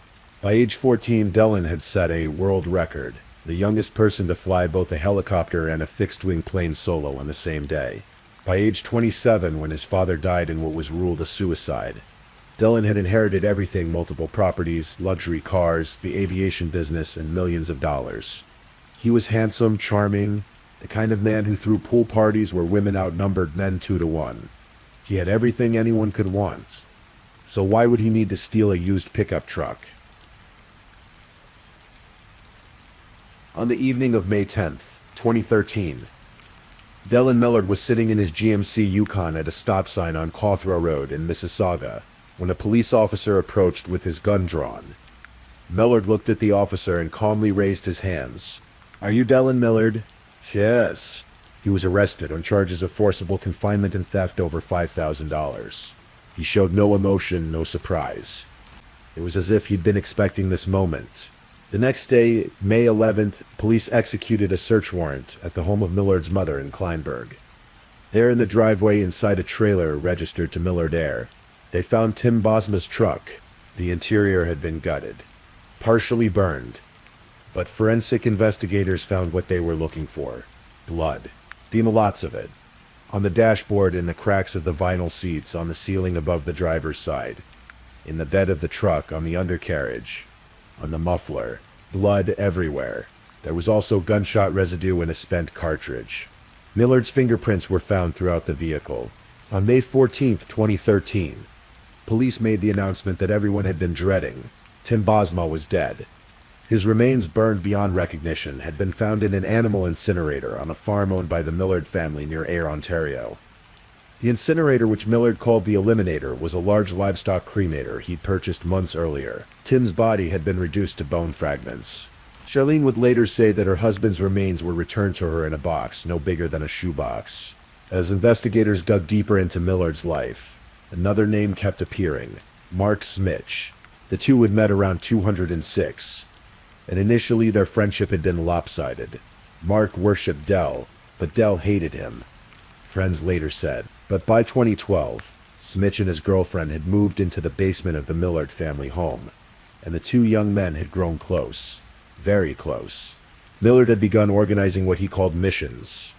Nighttime excursions where he and friends would steal things just for the thrill of it. Bobcat construction equipment, lawnmowers, even trees. These weren't crimes of necessity. Millard was a millionaire. He could have bought anything he wanted. But he didn't want to buy things. He wanted to take them. For a year before Tim Bosma's murder, Millard and Smitch had been planning to steal a truck. They talked about it constantly. Smitch's girlfriend, Marlena Meneses, later testified that she'd overheard them discussing the plan in the days before May 6th. She tried to discourage her boyfriend. "I said some things to try to change his mind," she told the court, "but he didn't listen to me." On May 22, 2013, after a week of police surveillance, Mark Smitch was arrested and charged with first-degree murder in Tim Bosma's death.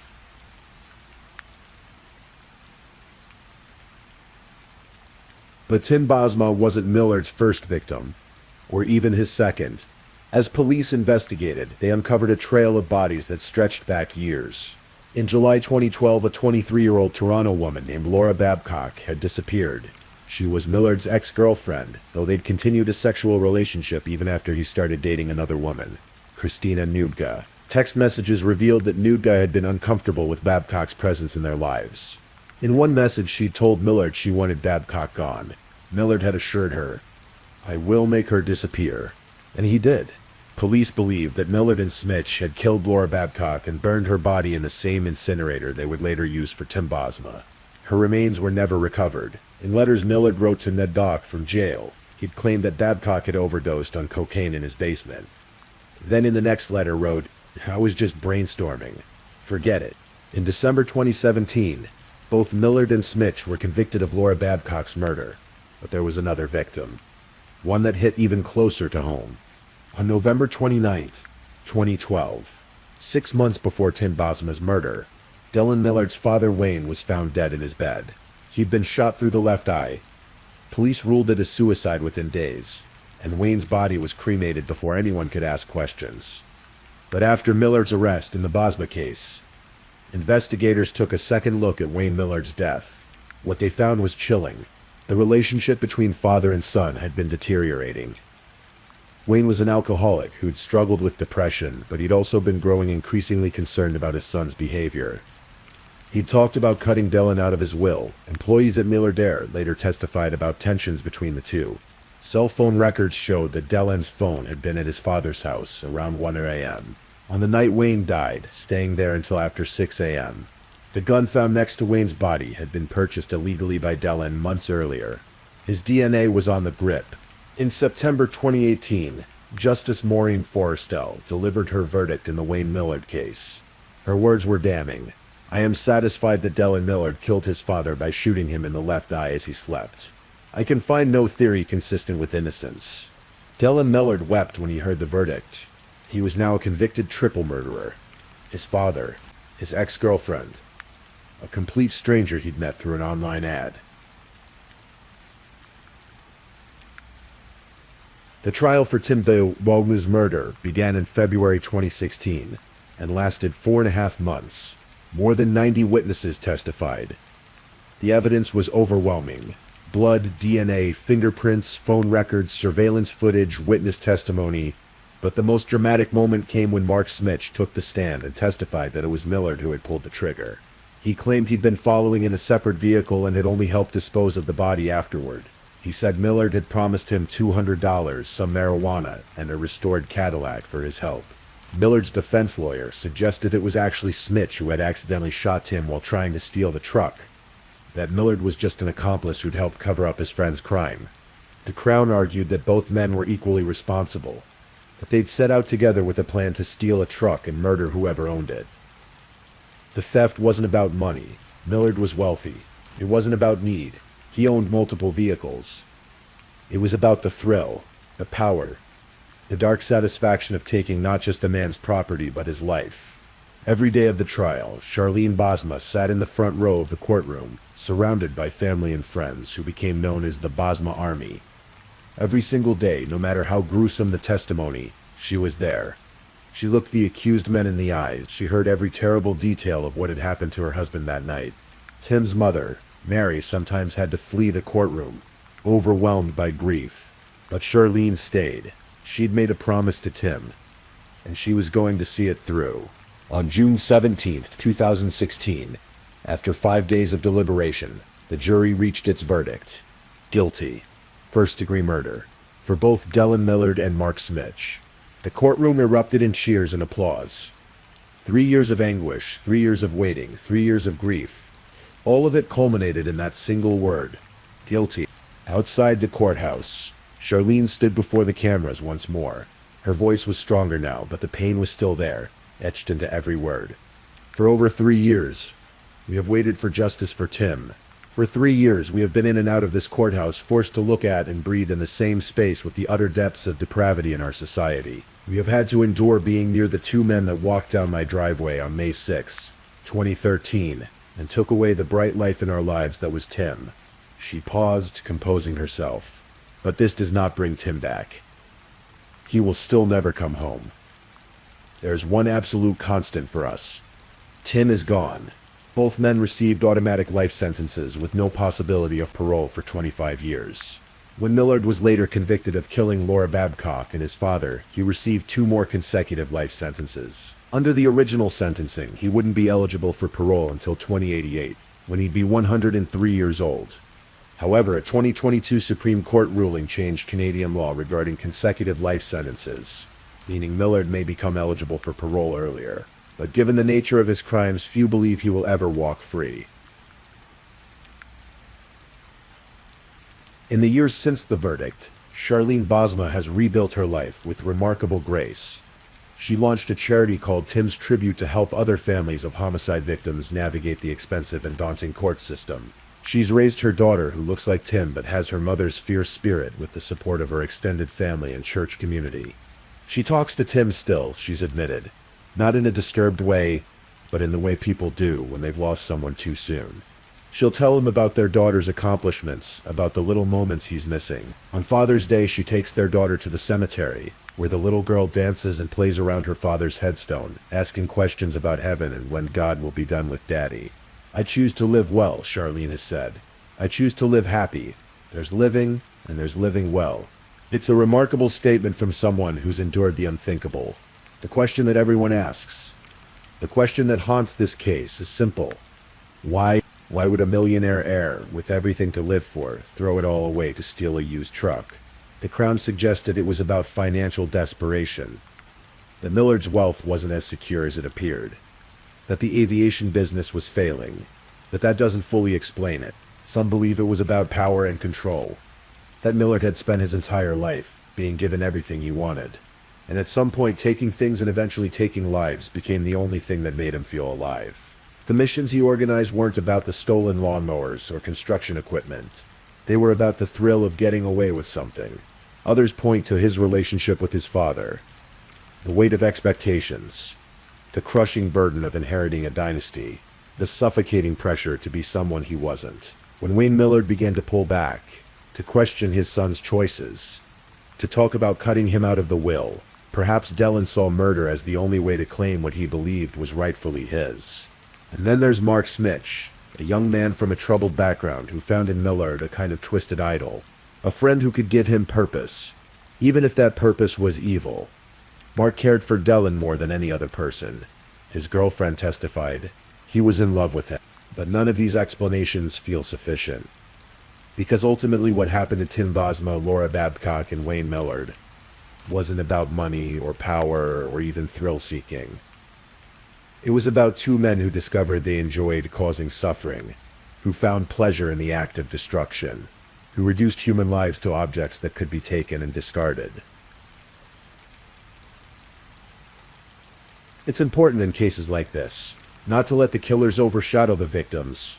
Tim Bosma was 32 years old when he died. He was a husband, a father, a son, a brother, a friend. He went to church every Sunday. He worked hard building his contracting business. He was building a home for his family with his own hands. He had a smile that lit up rooms, and a laugh that was generous and genuine.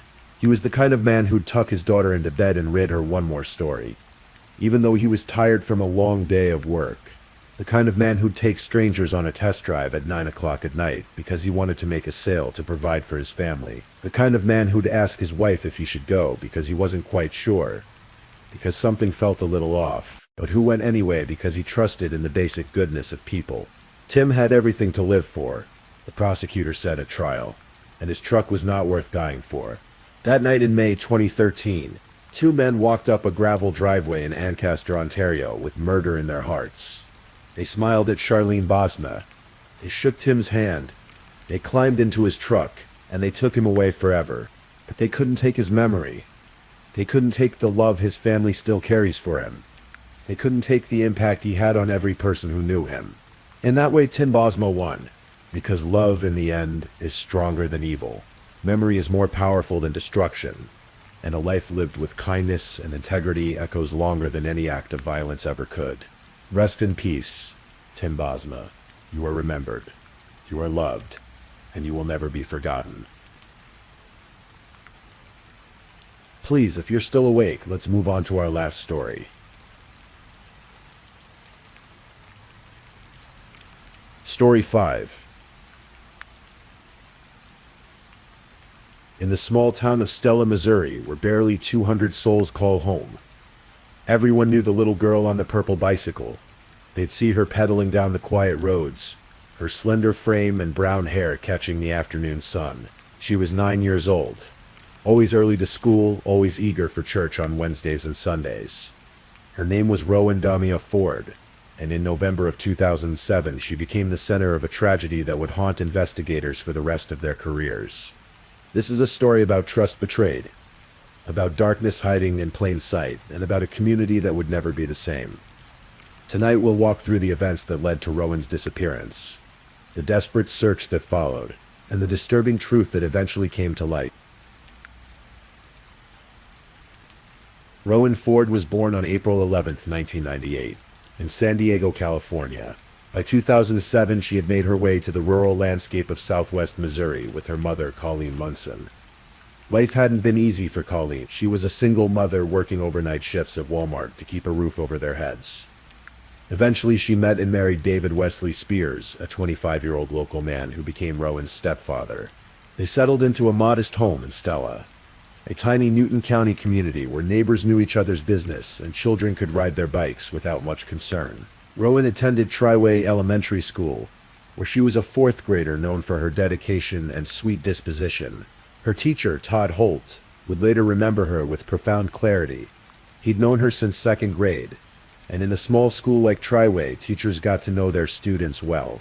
She was a beautiful student, Holt recalled. She was an angel. She was perfect. I couldn't have asked for a better student. She knew when it was time to be 9 and to be silly, and when it was time to work.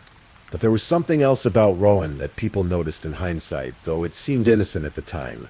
She spent an unusual amount of time on that bicycle of hers, riding through town, keeping herself busy. She attended the after-school program 4 nights a week. She was often early to school and early to church. Looking back, some wondered if she was staying away from home more than a typical child would. The only concerns ever flagged to the Missouri Department of Social Services involved head lice, issues that the family had addressed. There were no red flags, no warnings, nothing to suggest what was coming. Rowan's bedroom was painted Barbie pink. She loved watching Hannah Montana, that Disney show about a girl leading a double life. She attended Stella Baptist Church, where she was active in Sunday school and Wednesday night teen kid programs. She kept a bookmark in her Bible with a verse from John 1:5. The light shines through the darkness, and the darkness can never extinguish it. She had 2 older brothers, James and Robert, and 2 older sisters, Janice and Ariane. Ariane, who was 18 at the time, would later describe her youngest sister as a ray of sunshine. Rayan was the baby of the family, and she was deeply loved. During the summer and fall of 2007, a man named Christopher Leroy Collings came to live with the Spears family. He was 32 years old, a friend of David Spears from way back. Collings had been separated from his wife, who lived in Arkansas with their 3 children. He needed a place to stay, and David offered him the basement of their home. For several months, Collings was a fixture in the household. He slept downstairs, ate meals with the family, and even helped Rowan with her homework. The little girl called him Uncle Chris. She trusted him. He was part of the family, or so it seemed. Those who knew Collings described him as unremarkable. He didn't have much of a criminal record. Clinton Clark, the Wheaton chief of police, had known him for 17 years and never saw anything alarming. Collings appeared to be just another guy down on his luck, trying to get back on his feet. In late October 2007, Collings moved out of the Spears home. His family owned a farm in Wheaton, Missouri, about 20 minutes away in Berry County. He settled into a travel trailer on the property, a small space that would soon become the scene of unspeakable horror.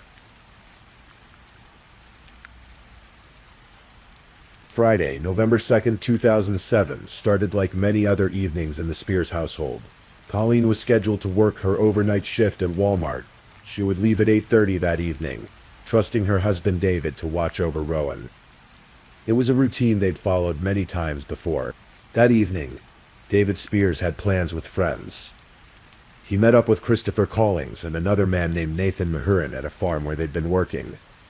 The 3 men decided to unwind after a long week. They drove to a liquor store and purchased 2 or 3 six-packs of malt liquor, then headed back to the Spears house to play pool and drink. Rowan was home, going about her evening routine. The men drank in the house, while Colleen prepared for work. At 8:30, she kissed her daughter goodbye and headed out the door, leaving Rowan in David's care. The girl eventually went to her pink bedroom and fell asleep on the floor, as children sometimes do. The 3 men continued drinking. They purchased more alcohol as the night wore on. At some point, they made a decision that would seal Rowan's fate.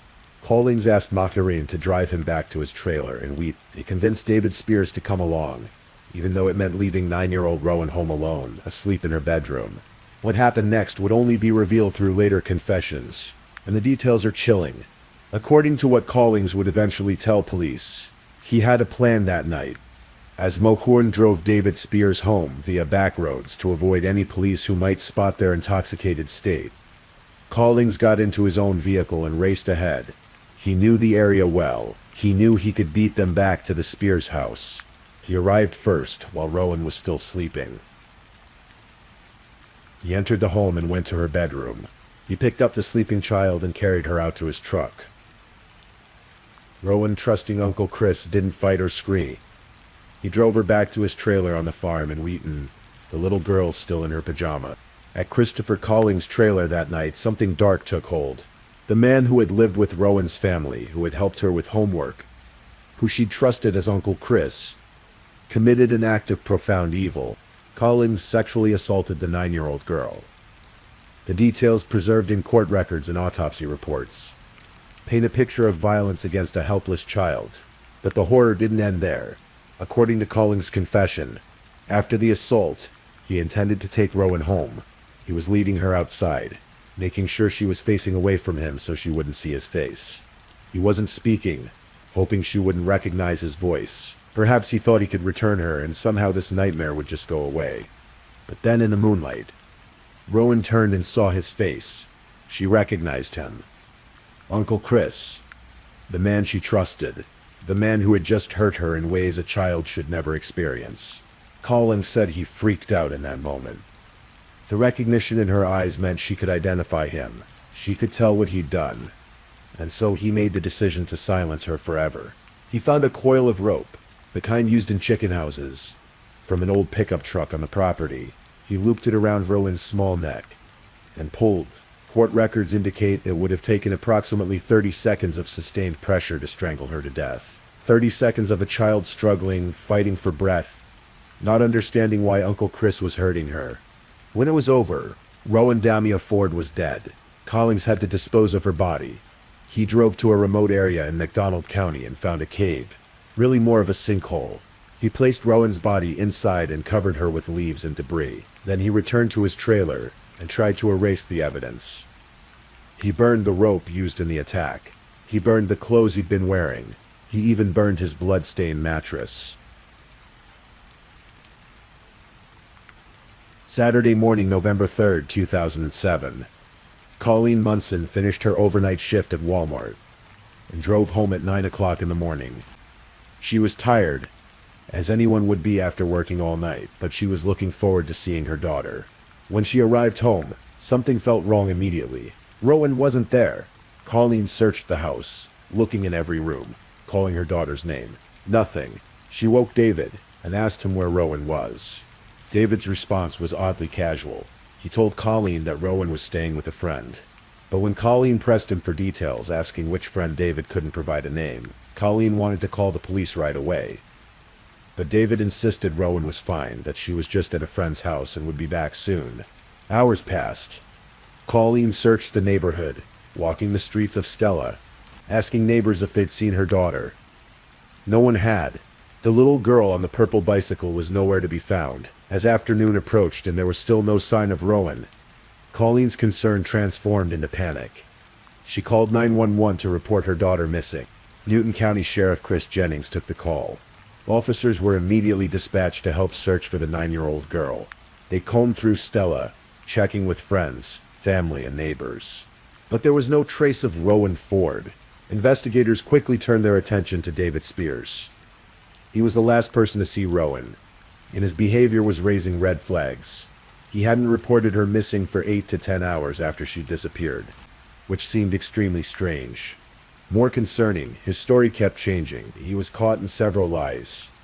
Each time investigators questioned him, details shifted and contradicted earlier statements. Spears became a primary suspect, but he wasn't the only person of interest. Police also focused on Christopher Collins. The two men were close friends, and Collins had recently lived with the family. Officers needed to know where both men had been the night Rowan disappeared. On November 4th, the day after Rowan's disappearance, Newton County deputies approached Christopher Collins in the parking lot of a local restaurant. They asked him about his activities on the night of November 2nd. Collins told them he'd been with David Spears and Nathan Mahurin. They'd been drinking, playing pool at Spears' house. Later, he said Mahurin drove him home to his trailer in Wheaton, and Spears came along for the ride. After they dropped him off, Collins claimed he went to sleep and stayed there all night. He also told deputies he hadn't spoken to Spears since that night, and claimed he was unaware that Rowan was missing until police informed him. His story matched what Mahurin had told investigators, except Collins omitted the fact that they'd been smoking marijuana along with the drinking. The next day, November 5th, the FBI became involved in the case. The disappearance of a child is always treated with the utmost seriousness, but by this point, investigators feared the worst.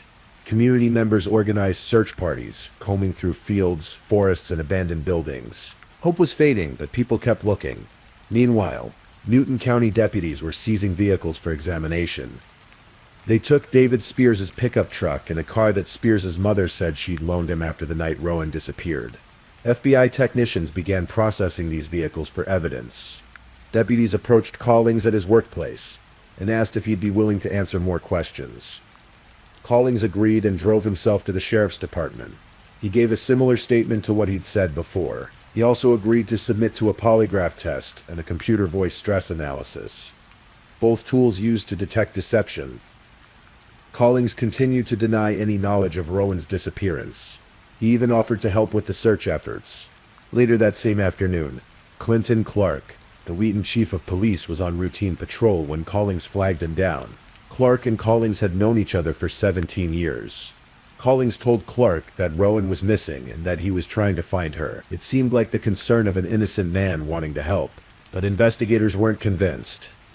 Both Spears and Collings were acting suspiciously, and their stories, while consistent with each other's, felt rehearsed. 6 days. For 6 agonizing days, Rowan's family and the community of Stella held on to hope. Amber Alerts had been issued. Her face was on television news broadcasts across Missouri and beyond. Volunteers searched tirelessly, believing that somehow, somewhere, Rowan was alive and waiting to be found. On November 9th, 2007, that hope was extinguished. A sheriff's deputy searching a rural area of McDonald County came across a cave. A sinkhole, really, in a remote location about 10 miles from Rowan's home. Inside, hidden beneath leaves and debris, he found a body. It was Rowan. She was nude from the waist down, wearing only one sock. Her small body was in an advanced stage of decomposition after 6 days exposed to the elements. There was a ligature mark around her neck and there were injuries to her genital area that told a story of sexual violence. The autopsy would confirm what investigators already suspected. Rowan had been raped. She had been strangled to death. The little girl who loved Hannah Montana, who rode her purple bicycle through Stella, who kept that Bible verse about light shining through darkness, had died in terror and pain. Within hours of finding Rowan's body, police arrested both Christopher Collings and David Spears. They were each charged with 1 count of first-degree murder, 1 count of forcible rape, and 1 count of statutory rape.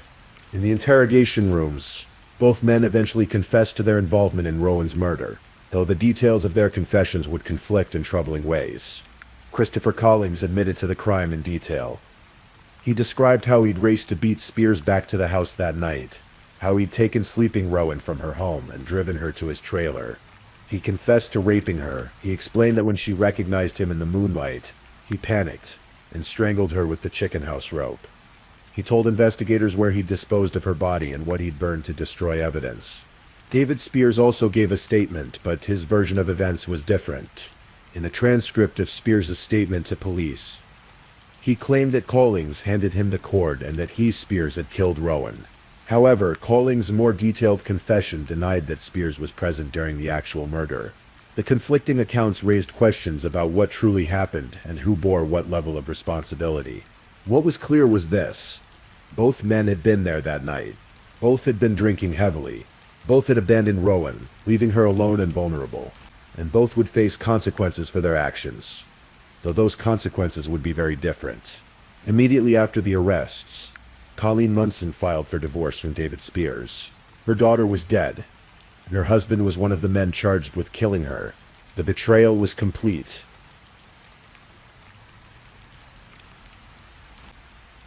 The news of Rowan's murder sent shockwaves through Stella and the surrounding communities. This wasn't supposed to happen in a small town, where everyone knew everyone. Children were supposed to be safe here. A funeral service was scheduled for Wednesday, November 14th at Gospel Lighthouse Church in Neosho, Missouri. The morning before the funeral, teachers and students at Triway Elementary School gathered for a memorial. They planted a pink dogwood tree in Rowan's honor, a tree that would bloom every spring as a reminder of the little girl they'd lost. Students released purple balloons into the sky, each balloon carrying a note from one of Rowan's classmates.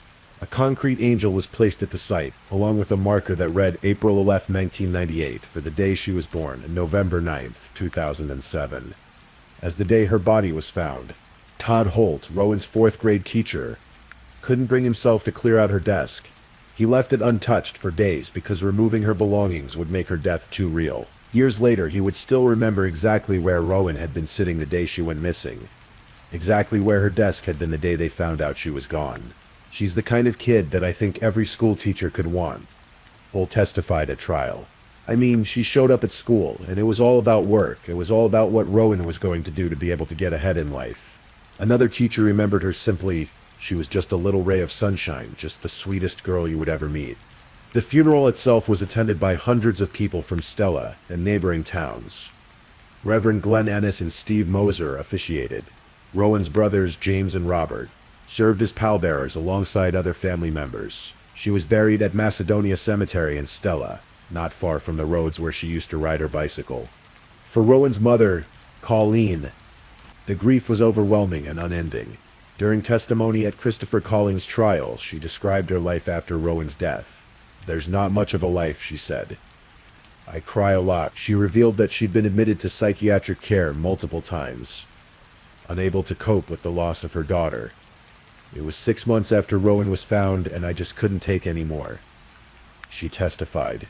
"I've been in the hospital a couple of times. I'm under psychiatric care right now, trying to get my life back to a simple something of a life." Ariane Parsons, Rowan's older sister, who was 18 at the time, testified that she collapsed to the floor when she heard her sister had been killed.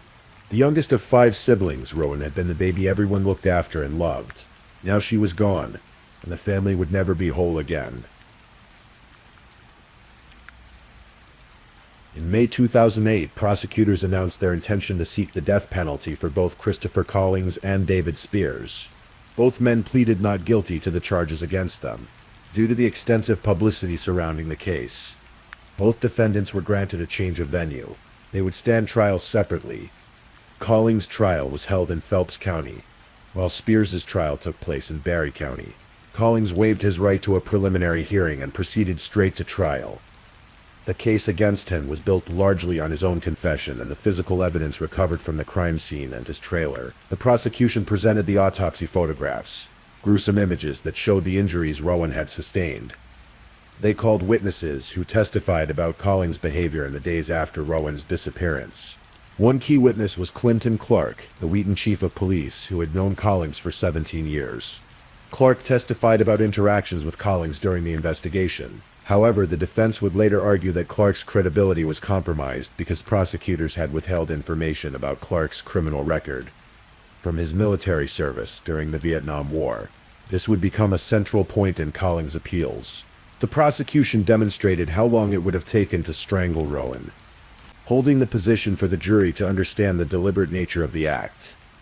They argued that Collings had raped Rowan and then killed her to prevent her from identifying him as her attacker. In the defense's case, Collings' attorneys presented evidence of his troubled childhood. They argued that he suffered from a brain abnormality that caused functional deficits in awareness, judgment, and emotional regulation. They claimed he'd experienced abuse and sexual abuse during his own childhood. They portrayed him as a man whose past trauma had led him to commit this terrible act. But the jury wasn't swayed by these mitigating factors. In 2012, Christopher Leroy Collings was found guilty of first-degree murder. The jury recommended the death penalty, and the judge agreed. Collings was sentenced to death by lethal injection. David Spears' case took a different turn. Rather than face trial and the potential death penalty, Spears accepted a plea deal. He pleaded guilty to child endangerment and hindering prosecution, acknowledging his role in leaving Rowan alone and helping to cover up the crime. In exchange, he was sentenced to 11 years in prison, a fraction of what he might have faced if convicted of murder. This disparity in sentences angered many who believed Spears bore equal responsibility for Rowan's death. His own statement to police had implicated him more directly, claiming he'd been the one to kill her. Yet he received a relatively light sentence while Collings was sent to death row. After his conviction, Christopher Collings began the lengthy appeals process that's standard in death penalty cases. His attorneys filed multiple appeals with the Missouri Supreme Court, arguing various points of law and procedure. They argued that Collings had received ineffective assistance of counsel during his trial. They claimed that prosecutors had withheld evidence about Clinton Clark's credibility, specifically his criminal convictions related to his military service. They argued that this violated Collings' right to a fair trial because Clark was a key witness whose testimony had been central to the prosecution's case. The Missouri Supreme Court reviewed these arguments carefully, as they do with all death penalty appeals. In March 2018, the court unanimously rejected Collings' arguments and upheld both his conviction and his death sentence. The judges found that even if Clark's military service record had been made available to the defense, it would not have changed the outcome of the case. The evidence against Collings was simply too strong. Collings filed additional appeals, including a writ of habeas corpus, each time hoping to present new evidence or arguments that might overturn his conviction or at least commute his sentence to life in prison. Each appeal was denied. In August 2024, the Missouri Supreme Court took a significant step. They scheduled Christopher Collings' execution for December 3, 2024. At 6 o'clock in the evening, after 17 years on death row, Collings would finally face the ultimate consequence for his crime. As the execution date approached, Collings' attorneys made their final pleas for mercy. They filed a clemency petition with Missouri Governor Mike Parson, asking him to commute Collings' sentence to life imprisonment without the possibility of parole. The petition reiterated arguments about Collings' brain abnormality and his troubled childhood. It emphasized that he had suffered abuse and neglect that had shaped him into the man who committed this terrible crime. His lawyers argued that these factors should be considered in deciding whether he deserved to die. The Missouri Catholic Conference also urged Governor Parson to grant clemency, arguing that capital punishment violated the sanctity and dignity of human life, regardless of the crime committed. Governor Parson reviewed the petition carefully. On December 2, 2024, the day before the scheduled execution, he issued his decision. He would not grant clemency. Mr. Collings has received every protection afforded by the Missouri and United States Constitutions, Parson said in his statement. And Mr. Collings' conviction and sentence remain for his horrendous and callous crime. The state of Missouri will carry out Ms. Collings' sentence according to the court's order and deliver justice. That same day, Collings' attorneys filed one final emergency appeal with the United States Supreme Court, hoping the nation's highest court would intervene and stay the execution. They argued the same points about ineffective counsel and withheld evidence.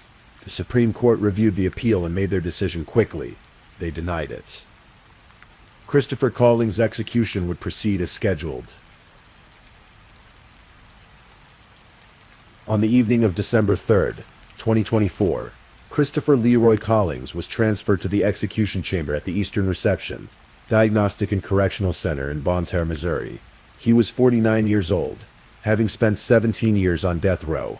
For his final meal, Collings requested a bacon cheeseburger, breaded mushrooms, tater tots, and a chef's salad. It was a simple meal for his last hours. His spiritual advisor, Reverend Dr. Kristen Leslie, was with him during his final moments. Collings had prepared written final words, which were released after his death. Right or wrong, I accept this situation for what it is, he wrote. It was a statement that acknowledged his fate without expressing remorse to Rowan's family. Outside the correctional center, 44 people gathered to protest the death penalty. They held signs and candles, praying and demonstrating their opposition to state-sanctioned execution. For them, the issue wasn't whether Collings was guilty, but whether the government should have the power to take a life, even the life of someone who had committed such a horrible crime. Inside the death chamber, witnesses gathered to watch the execution. Among them was Colleen Minson, Rowan's mother. After 17 years of waiting, she would see the man who had murdered her daughter take his final breath. Collings was strapped to a gurney. An IV line was inserted into his arm. At the appointed time, a single dose of pentobarbital, a powerful barbiturate, was administered. The drug works quickly, first causing unconsciousness, then respiratory depression, and finally cardiac arrest. At 6:10 p.m. Central Standard Time, Christopher Leroy Collings was pronounced dead. The execution was the 23rd in the United States that year and the 4th in Missouri. Only Alabama and Texas had conducted more executions in 2024. The murder of Rowan Ford had a profound impact on everyone connected to the case, effects that lasted long after the execution. Former Berry County Sheriff Mick Epperly, who had originally investigated the murder in 2007, stated that it was the most unforgettable case he'd come across in his entire law enforcement career. Collings deserved to be sentenced to death for the rape and murder of the girl, Epperly said in response to the execution. Newton County Sheriff Chris Jennings, who had been involved in the initial search for Rowan, said he'd waited for this day for 17 years. I still carry her picture with me, Jennings revealed. I've worked hundreds of homicides, and this one will always stay with me. For Rowan's family, the execution brought a measure of closure, though it could never truly heal the wound her death had created. Ariane Max, Rowan's older sister, who was now 35 years old, spoke about wanting Collings dead, but feeling that lethal injection was too easy a death for what he'd done. I cannot even imagine the pain when Rowan was strangled, she said. Chris being so tall and so big compared to my little sister, she didn't have a fighting chance. The case also raised questions about the criminal justice system. In 2025, it was revealed that David Spears, after serving his sentence and being released from prison, had been hired by the Missouri State Public Defender's Office. The news sparked outrage among state lawmakers and community members. How could someone who had pleaded guilty to child endangerment in connection with Rowan's murder be working in the justice system? Missouri lawmakers demanded Spears' termination, arguing that while they believed in second chances, there were clear and reasonable limits, especially when it came to those who had been involved in such a heinous crime. The controversy led the Public Defender Commission to review their employee background check policies. The community of Stella never forgot Rowan. In April 2025, on what would have been her 27th birthday, a bench was dedicated in her memory. It sits somewhere in that small town where she used to ride her purple bicycle, a permanent reminder of the little girl with the bright smile and the dedication to her schoolwork and her faith.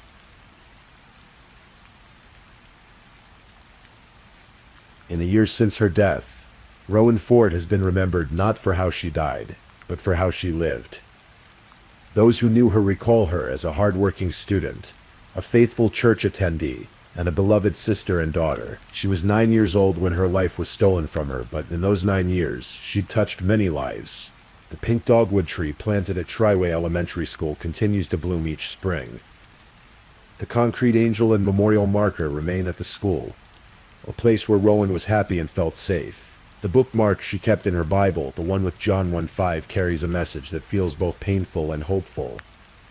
The light shines through the darkness, and the darkness can never extinguish it. Rowan's light was extinguished far too soon, but her memory lives on in the people who loved her and the community that mourned her.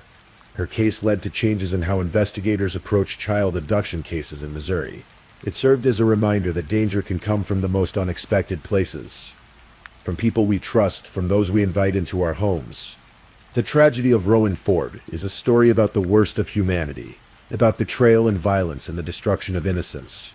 But it's also a story about a community that came together, about investigators who never gave up, and about a family that continues to honor a little girl who loved Hannah Montana, who rode her purple bicycle through small-town streets, and who kept a Bible verse about light conquering darkness close to her heart. In 2019, a book was published titled Lost Angels: The Murders of Rowan Ford and Doug Ringler, documenting Rowan's case alongside another tragedy that had shocked the region.